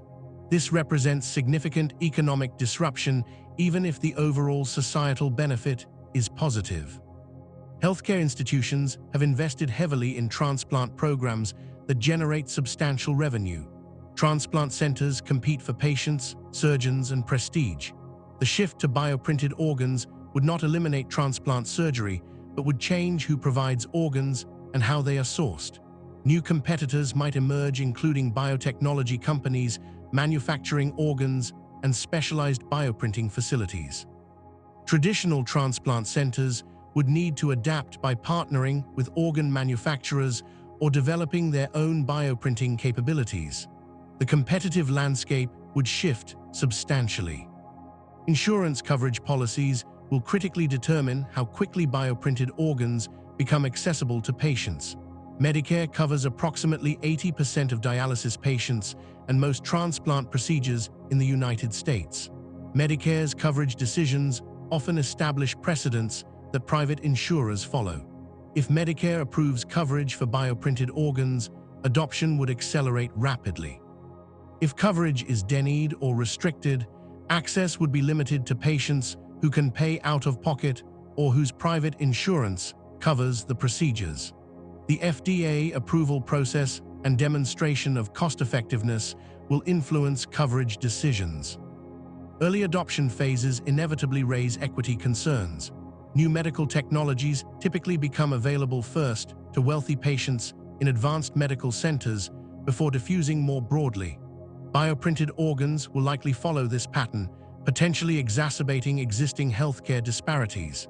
Nearly 60% of transplant waiting list patients come from multicultural communities who already face longer waits and worse outcomes.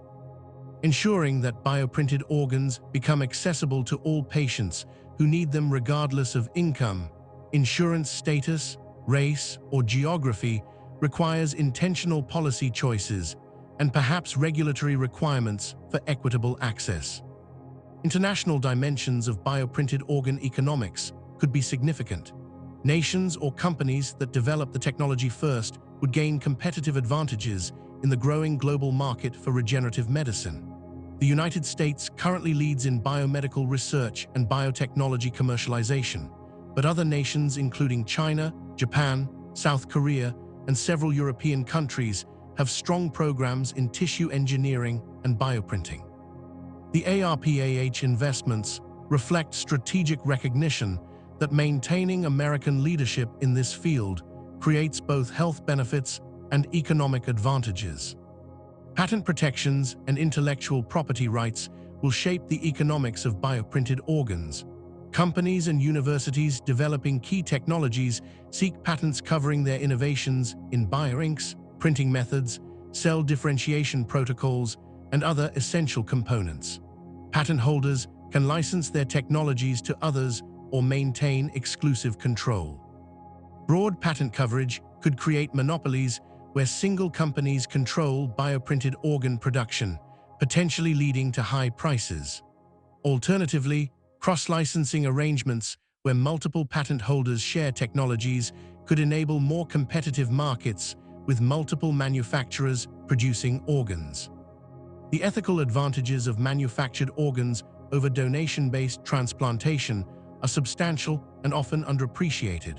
The current system depends entirely on deaths occurring under circumstances allowing organ donation. This creates perverse incentives and troubling dynamics. Patients waiting for transplants need people to die to receive organs. Families grieving sudden deaths of loved ones face pressure to make donation decisions quickly while dealing with shock and loss. Healthcare providers managing dying patients must balance patient care against organ procurement interests. The global shortage of organs has spawned black markets and organ trafficking where poor people in developing nations sell kidneys to wealthy patients from developed countries. These transactions exploit poverty and desperation while raising serious ethical concerns about coercion and justice. International efforts to combat organ trafficking have achieved limited success because economic incentives remain strong. Manufacturing organs would eliminate the economic basis for organ trafficking by removing scarcity that makes organs valuable black market commodities. Religious and cultural considerations around organ donation complicate efforts to increase supply through traditional channels. Some faith traditions have concerns about body integrity after death, donating organs to strangers, or determining the moment of death for brain-dead donors. These concerns reduce donation rates in some communities. Bioprinted organs sidestep these issues entirely since no donated human organs are involved, potentially making transplantation more acceptable to patients with religious objections to receiving organs from deceased donors. The elimination of waiting lists would represent a profound ethical achievement. No patient would die waiting for an organ that never arrives. No family would suffer through years of uncertainty, hoping for the phone call announcing a match. No allocation committees would face impossible choices about which patients receive scarce organs. The psychological burden of waiting would be lifted from patients and families. The moral distress experienced by healthcare providers who watch patients deteriorate while waiting would be alleviated. Questions about access and justice remain even in a world with manufactured organs. If bioprinted organs are expensive initially, who gets access during early adoption phases? Should access be based purely on medical need, or should ability to pay be a factor? Should governments subsidize bioprinted organs to ensure universal access? Different societies will answer these questions differently based on their healthcare systems and values. The United States, with its mixed public-private healthcare system, faces particularly complex questions about balancing innovation incentives with access equity. The societal value of eliminating the organ shortage extends beyond healthcare to economic productivity. Patients on dialysis often cannot work or can only work part-time due to treatment schedules and illness. They contribute less to the economy and require disability support. Successful transplantation restores work capacity and economic contribution. Bioprinted organs that eliminate waiting times would restore productivity sooner, generating economic returns through increased workforce participation and tax revenues while reducing disability program expenses. The research investment in bioprinting generates broader scientific and technological benefits beyond organ production. The advances in stem cell technology, biomaterials science, three-dimensional printing, and tissue engineering, driven by organ bioprinting efforts, have applications in drug development, disease modeling, cancer research, and regenerative medicine more broadly. These spillover benefits multiply the return on investment in bioprinting research, even before considering the direct benefits of manufactured organs. The ethical framework for bioprinted organs is remarkably cleaner than for traditional transplantation. No donors must die, no families face anguished decisions about donations, no allocation systems must make tragic choices about who receives scarce resources. No immunosuppression exposes recipients to dangerous side effects. The technology solves problems while creating fewer new ethical dilemmas than most medical advances. The primary remaining concerns involve ensuring equitable access and preventing inappropriate commercialization, challenges that societies have experience addressing through regulation and policy. Chapter 13: Timeline to your local hospital. The question everyone wants answered is straightforward. When will bioprinted organs become available for patients who need them?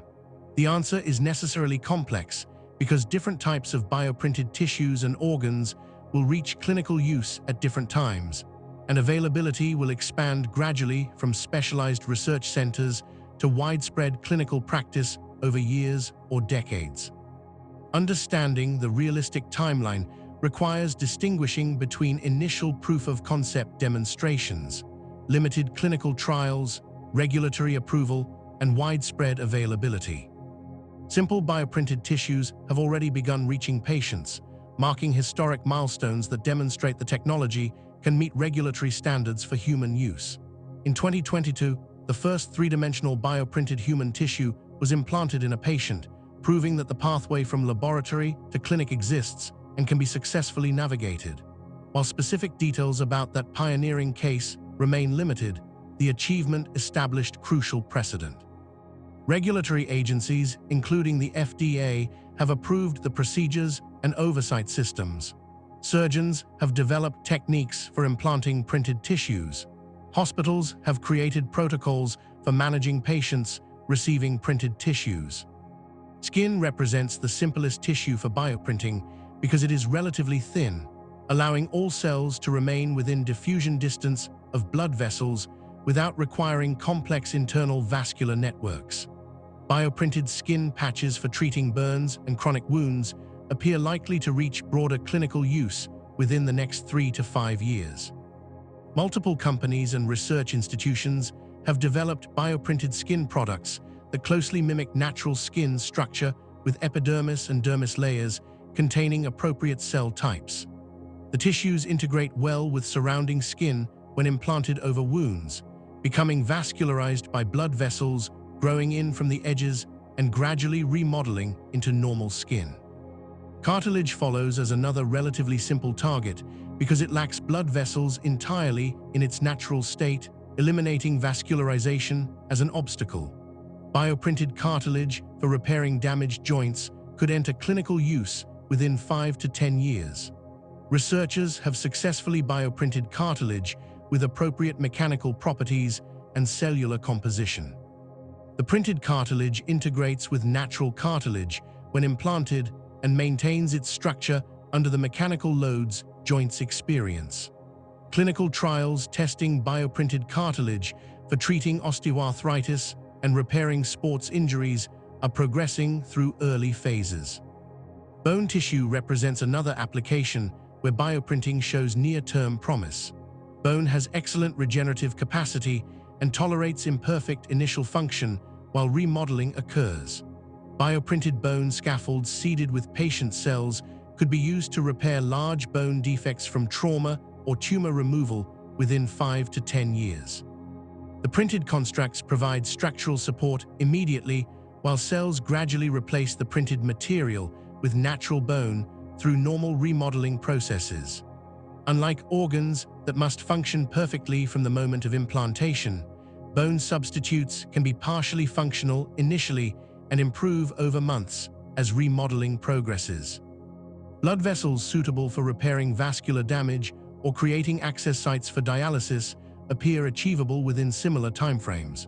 The recent FDA approval of Symves, a tissue-engineered blood vessel, demonstrates regulatory pathways exist for vascular products.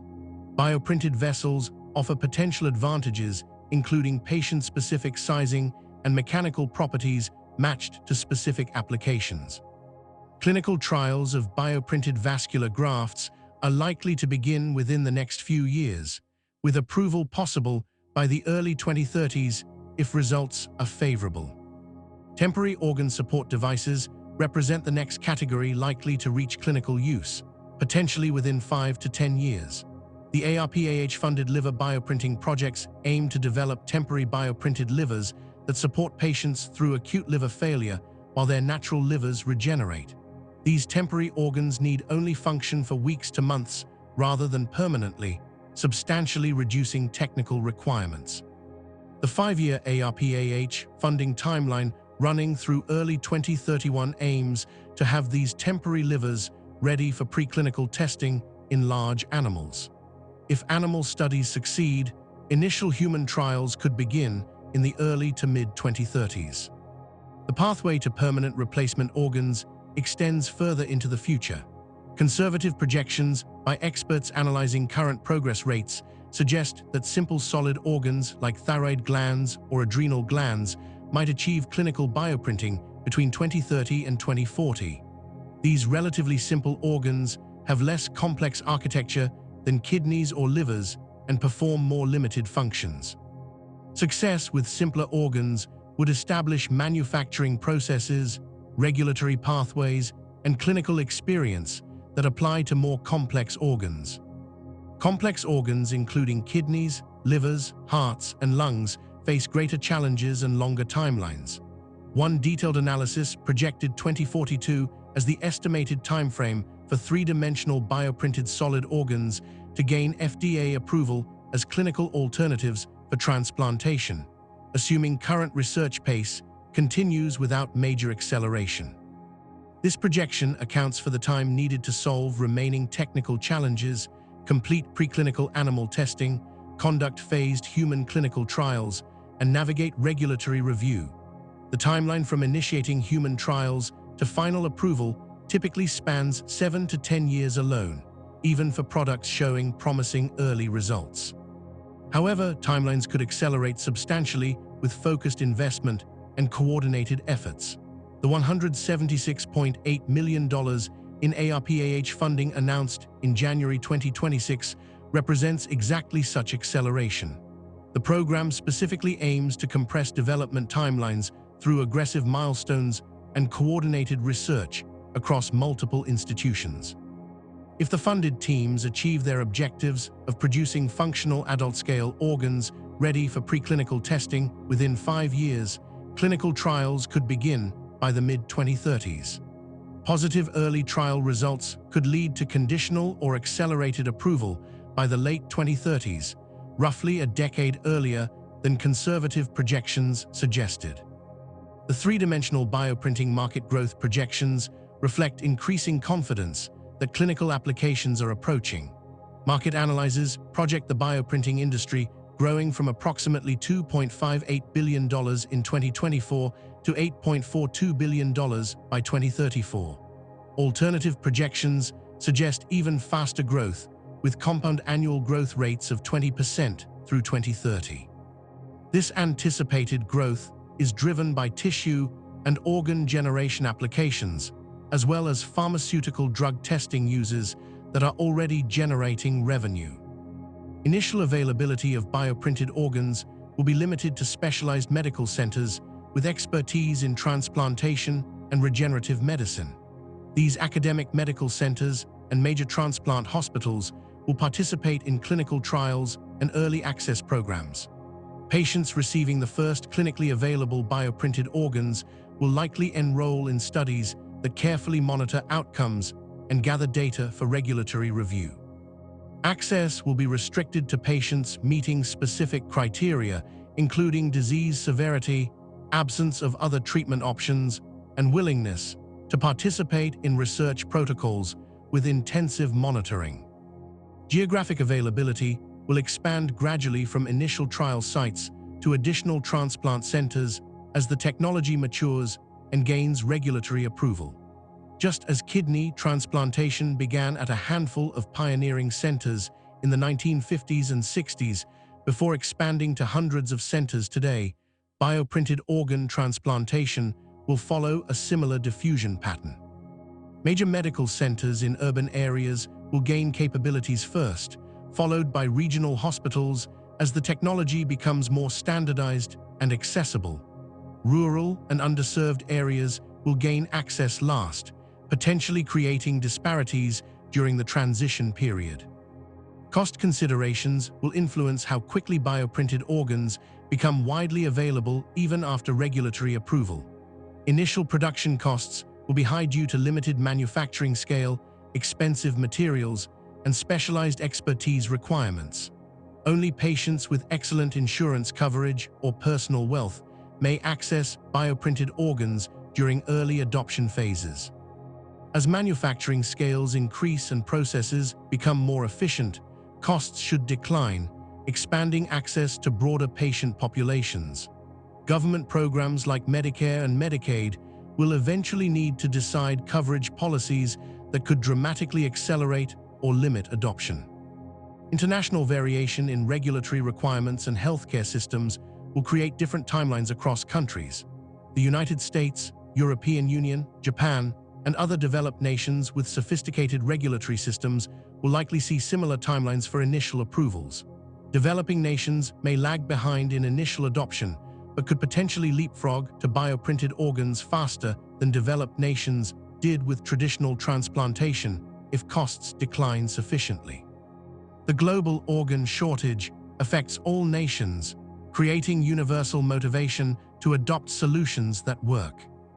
The integration of artificial intelligence into bioprinting accelerates progress by optimizing designs, predicting outcomes, and automating complex processes. Machine learning algorithms can analyze vast datasets of previous prints to identify parameters that produce optimal results, reducing the trial-and-error period that historically consumed years of research. AI systems help design sophisticated vascular networks that efficiently perfuse large tissue volumes, addressing one of the most challenging technical barriers. The combination of AI and bioprinting represents a powerful synergy that may compress development timelines substantially. Portable and more affordable bioprinters are emerging, democratizing access to the technology for smaller laboratories and institutions. Early bioprinting systems were expensive custom-built machines available only at well-funded research centers. Commercial bioprinters now cost tens to hundreds of thousands of dollars, still expensive, but within reach of many research hospitals and universities. As prices continue declining and systems become more user-friendly, bioprinting capabilities will spread to more locations, accelerating research progress and ultimately clinical availability. The realistic expectation for patients currently on transplant waiting lists is that traditional donated organs remain their best hope in the near term.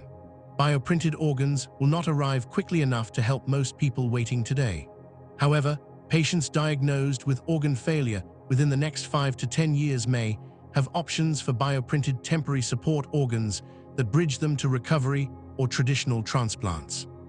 Patients developing organ failure 10 to 20 years from now will increasingly have access to bioprinted replacement organs as standard treatment options alongside traditional transplantation.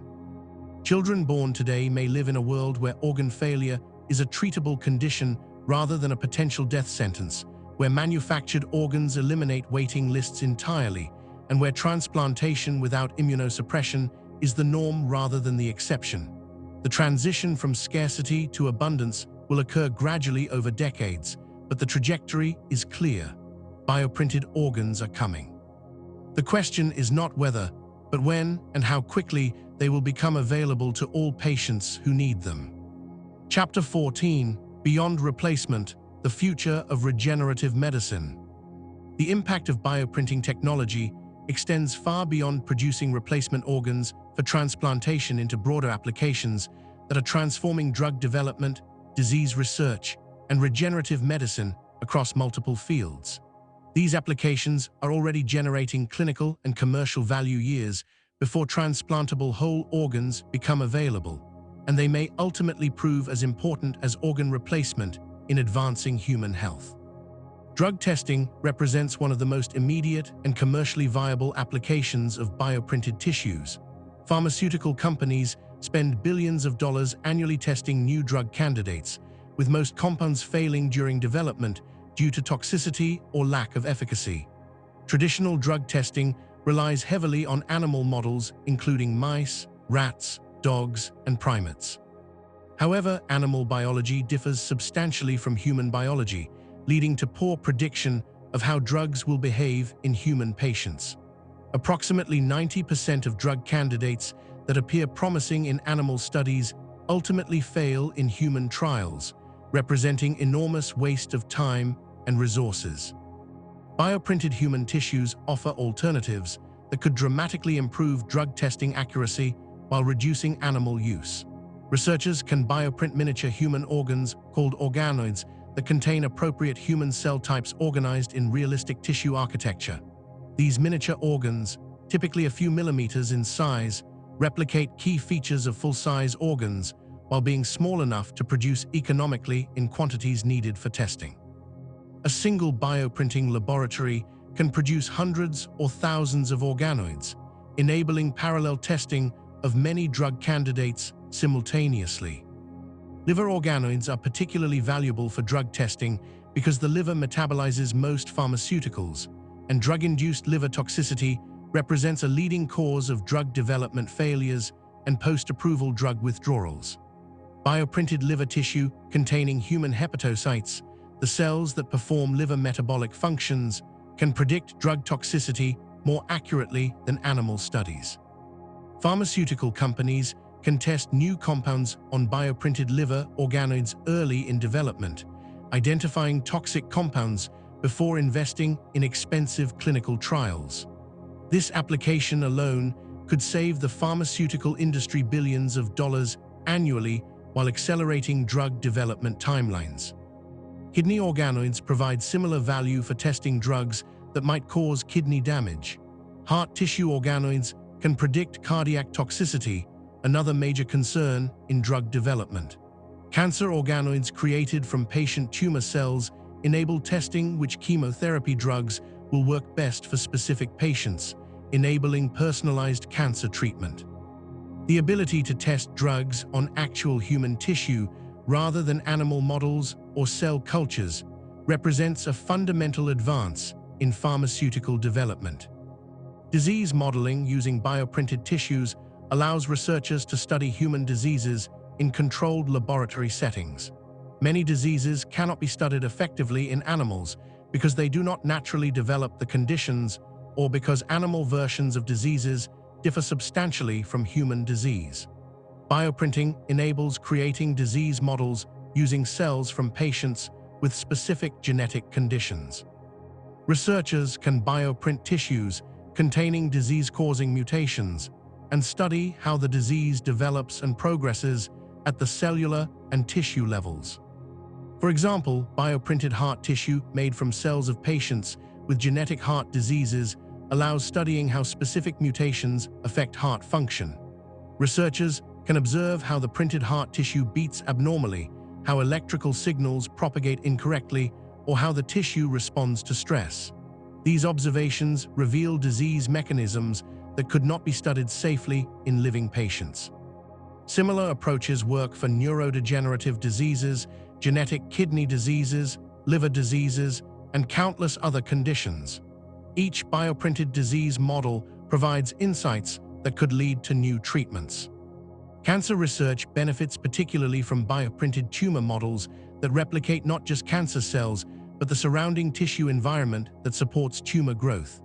Tumors are not simply masses of cancer cells, but complex ecosystems including blood vessels, immune cells, and supporting tissues. This tumor microenvironment critically influences how cancers grow, spread, and respond to treatment. Traditional cancer research using cancer cells grown in flat plastic dishes fails to replicate this complex three-dimensional environment. Bioprinted tumor models capture more of the complexity, providing better research tools. Personalized medicine approaches leverage bioprinting to create patient-specific tissue models. Cells from individual patients can be used to bioprint tissues carrying that patient's genetic makeup. Doctors can test multiple treatment options on the bioprinted tissue to identify which treatment works best for that specific patient before administering anything to the actual patient. This personalized approach is particularly valuable in cancer treatment, where tumor cells from individual patients can be bioprinted and tested against various chemotherapy drugs to identify optimal treatment.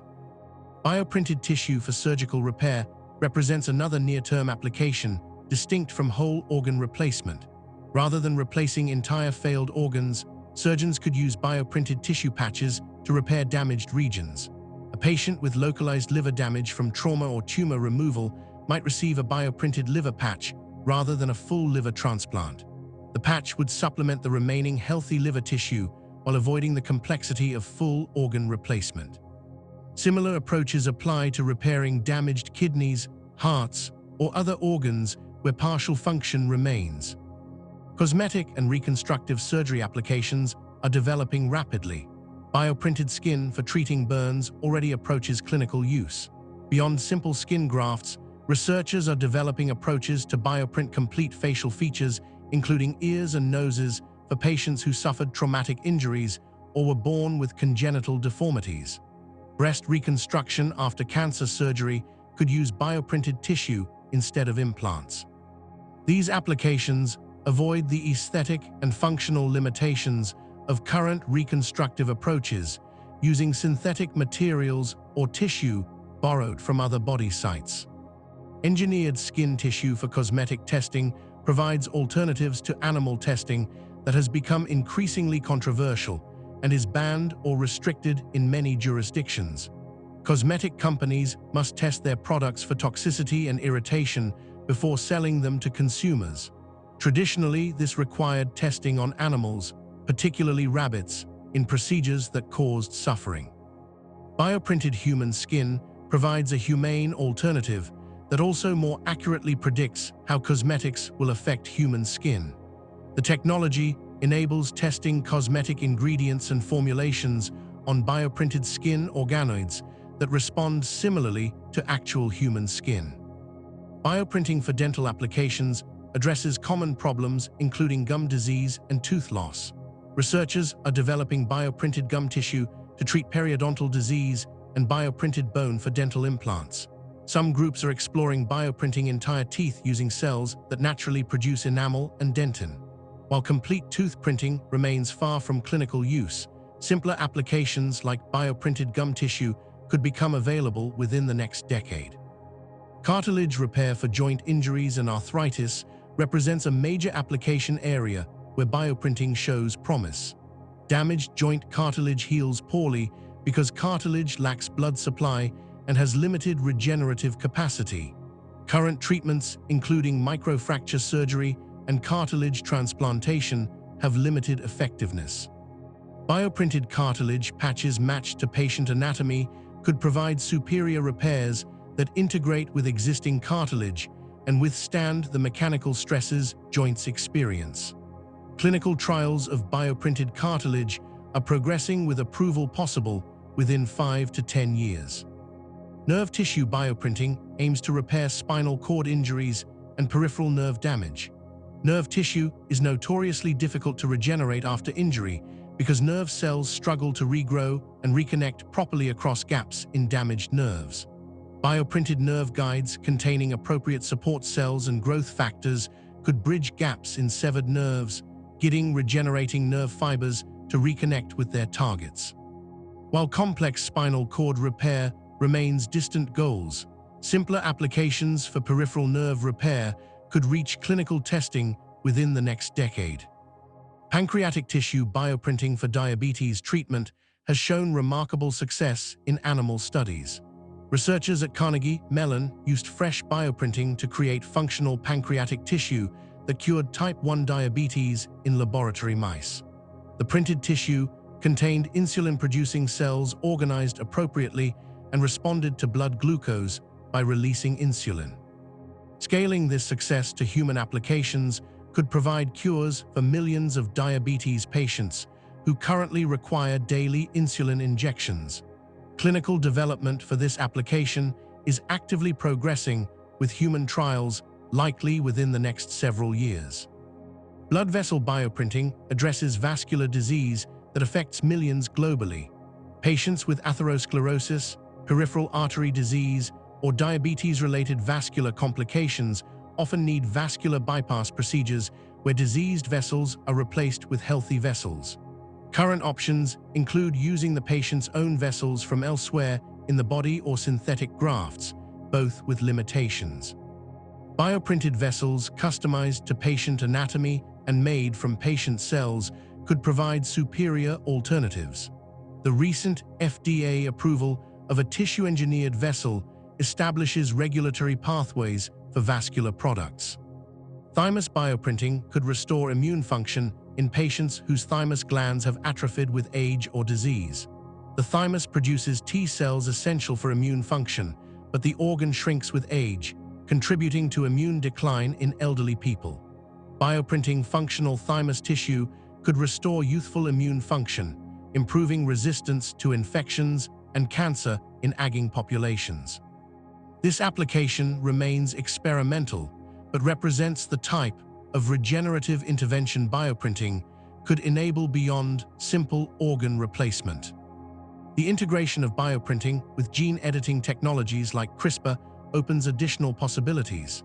Cells used for bioprinting could be genetically modified to correct disease-causing mutations or to add beneficial capabilities. Bioprinted organs made from gene-edited cells could be disease-resistant or optimized for specific functions. This combination of technologies could enable creating improved versions of natural organs rather than merely replicating natural biology.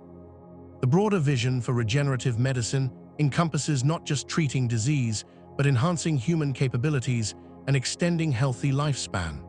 Bioprinted tissues could replace age-damaged organs before they fail completely, preventing disease rather than treating it. Routine replacement of aging organs with bioprinted versions could extend healthy active life for decades. While such applications raise ethical questions about enhancement versus treatment, the technical capabilities bioprinting provides will create options that societies must decide how to use. Chapter 15: The World After Scarcity.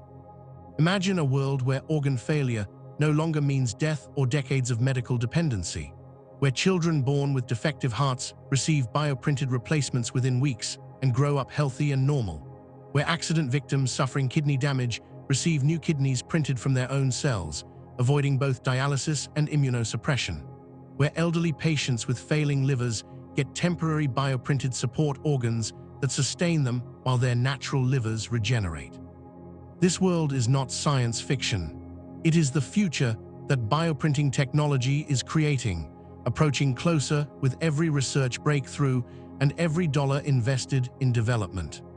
The transformation will be profound and multifaceted, affecting patients and families most directly, but also reshaping healthcare systems, economic structures, and societal attitudes toward disease and mortality.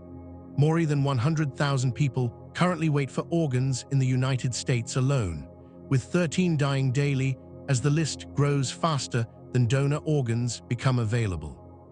In a world with bioprinted organs manufactured on demand, this entire crisis simply disappears. No more waiting lists, no more families watching loved ones deteriorate while hopping desperately for the phone call that never comes. No more physicians facing the moral distress of patients dying from organ failure when the surgical capability to save them exists, but donor organs do not materialize. The direct health benefits are obvious, but worth stating explicitly. 12,000 patients waiting for liver transplants could receive bioprinted livers, restoring health and saving lives that current scarcity condemns. 86,000 patients needing kidneys could receive bioprinted replacements, escaping dialysis and regaining normal lives. Heart and lung patients facing urgent needs could receive organs within hours rather than hopping compatible donors die in time.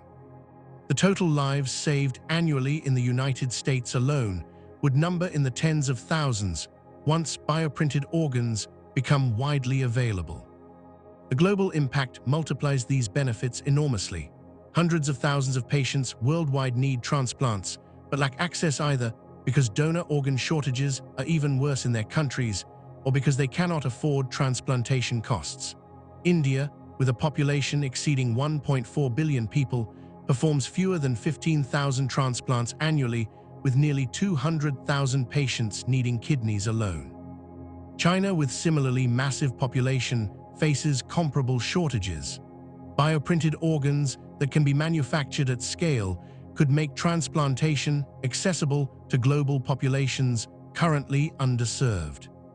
The elimination of immunosuppression for patients receiving bioprinted organs made from their own cells would represent a health revolution as significant as the organs themselves. Current transplant recipients take immunosuppressive drugs daily for the rest of their lives, accepting serious side effects and health risks as the price of keeping donated organs functioning. These medications cost approximately $25,000 annually, require frequent monitoring, and cause infections, cancers, diabetes, kidney damage, and cardiovascular disease that substantially reduce quality of life and lifespan. Freedom from immunosuppression would transform the transplant experience from trading one set of health problems for another to genuine restoration of health. Quality of life improvements extend beyond physical health. Transplant recipients currently live with constant awareness of their dependence on scarce donated organs and toxic medications. They manage complex medication schedules, attend frequent medical appointments, and face uncertainty about whether rejection or medication side effects will eventually cause transplant failure. Bioprinted organs eliminate these burdens. Recipients could live normally without daily reminders of their medical conditions, without constant fear that their bodies might reject foreign organs, and without the psychological weight of knowing someone had to die for them to live.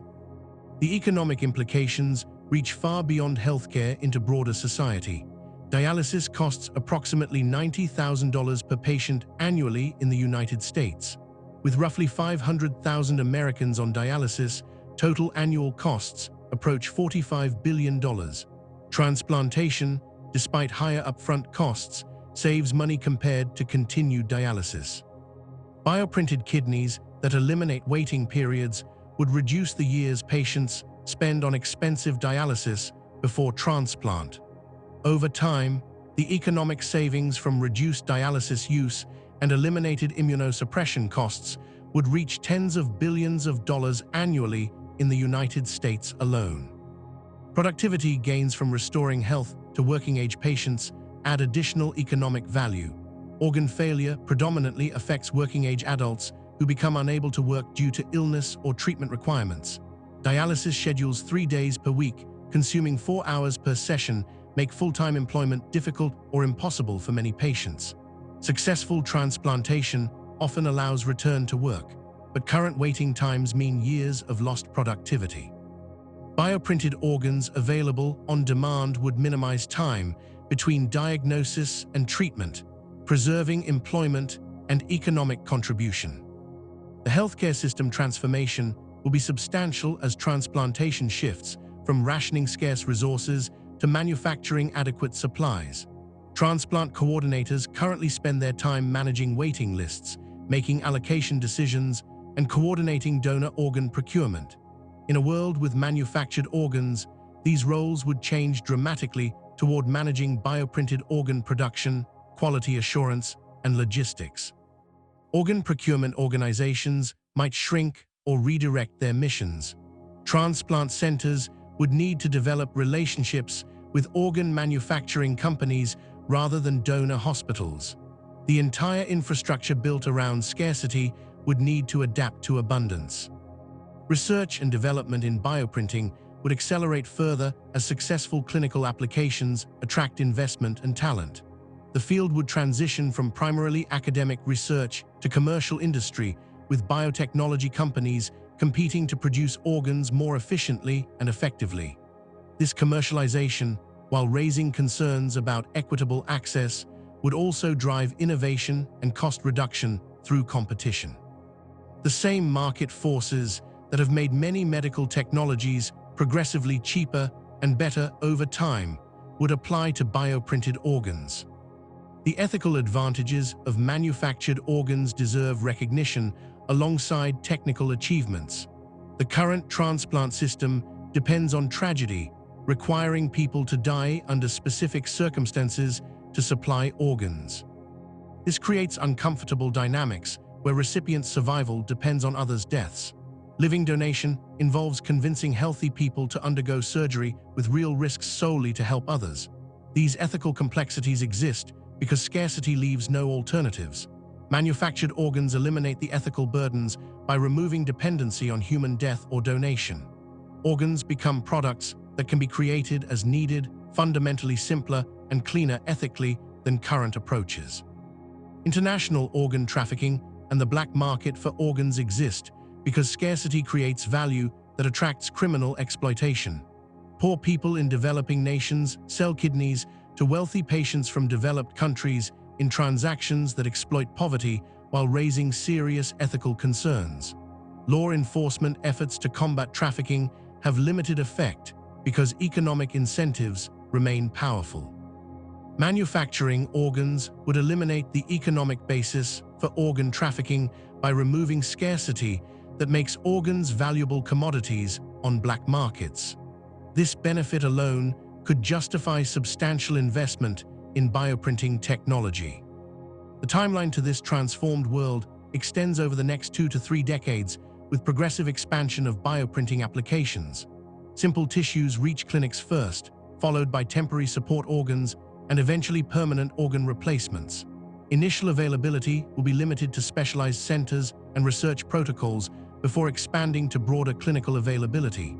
Costs will decline over time as manufacturing scales increase and processes become more efficient. The transformation will be gradual rather than sudden, but the direction is clear and momentum is building. Challenges remain as detailed throughout this exploration of bioprinting technology. Vascularization of large organs is not fully solved. Manufacturing sufficient cell quantities for adult organs requires further development. Achieving complete physiological function in printed organs demands continued research. Regulatory pathways must be navigated successfully. Manufacturing facilities meeting clinical standards must be built. Healthcare systems must adapt to radically different organ sourcing models. None of these challenges appears insurmountable, but all require sustained effort, investment, and patience to overcome. The funding announced in January 2026 by ARPAH represents the kind of strategic investment needed to accelerate progress. $176.8 million supporting multiple research teams for 5 years provides resources to tackle major technical challenges while creating healthy competition to find optimal solutions. Government investment signals confidence in the technology and commitment to translating research into clinical applications. Additional investment from private sources, including biotechnology companies, venture capital, and philanthropic foundations, supplements government funding, creating a robust ecosystem supporting development. Continued progress requires not just funding, but also sustained collaboration across disciplines. Bioprinting succeeds only through integration of cell biology, materials science, engineering, computer science, clinical medicine, and regulatory expertise.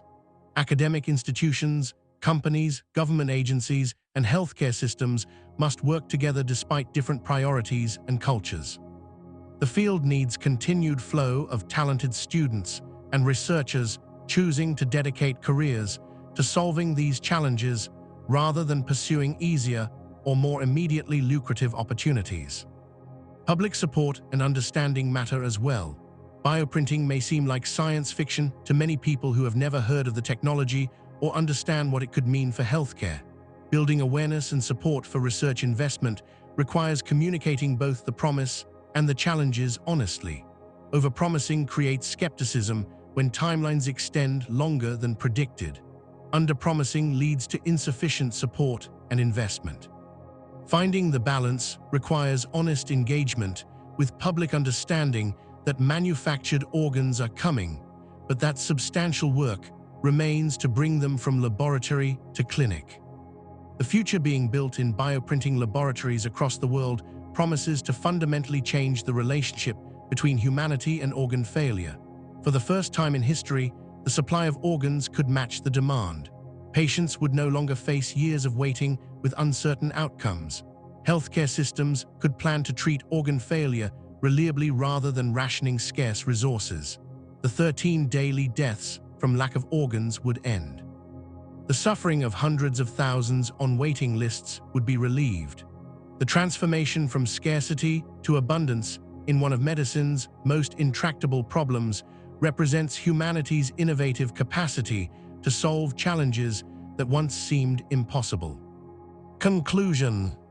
The road from today's organ shortage to tomorrow's manufactured abundance stretches ahead with obstacles and uncertainties, but the destination grows clearer with each research breakthrough. Bioprinted organs will save lives, restore health, reduce suffering, and transform transplantation from desperate rationing to reliable treatment. The technology is not ready today, but it is coming. The question is not whether manufactured organs will replace donated organs as the primary source for transplantation, but how quickly the transition will occur and whether society will invest adequately to accelerate progress. Every dollar invested in bioprinting research brings the technology closer to clinical reality. Every talented researcher choosing to work on these challenges contributes to eventual solutions. Every successful experiment builds knowledge that enables the next advance. The momentum is building, the funding is increasing, the collaboration is expanding, the pieces are coming together. Within the lifetimes of people alive today, bioprinted organs will likely become standard medical treatment. eliminating one of humanity's oldest sources of suffering and premature death. Call to action. This vision of a future without organ shortage inspires you. If you want to see bioprinting technology reach patients sooner, consider how you can contribute. Support research funding through advocacy and voting for representatives who prioritize medical research. Consider careers in biomedical sciences, engineering, or medicine focused on regenerative medicine. Donate to organizations funding bioprinting research. Spread awareness by sharing information about bioprinting potential with others. The future is not predetermined, but shaped by choices made today. The faster society invests in developing bioprinting technology, the sooner patients suffering from organ failure will receive the help they desperately need. If you found this exploration of bioprinting technology enlightening, hit that like button and subscribe for more content exploring how science and technology are solving humanity's greatest challenges. Share this video with anyone who might benefit from understanding how manufactured organs could transform medicine. Leave comments sharing your thoughts on bioprinting and questions about the technology. Together, we can build awareness and support for innovations that will save countless lives in the years ahead. Thank you for joining this journey into the future of medicine.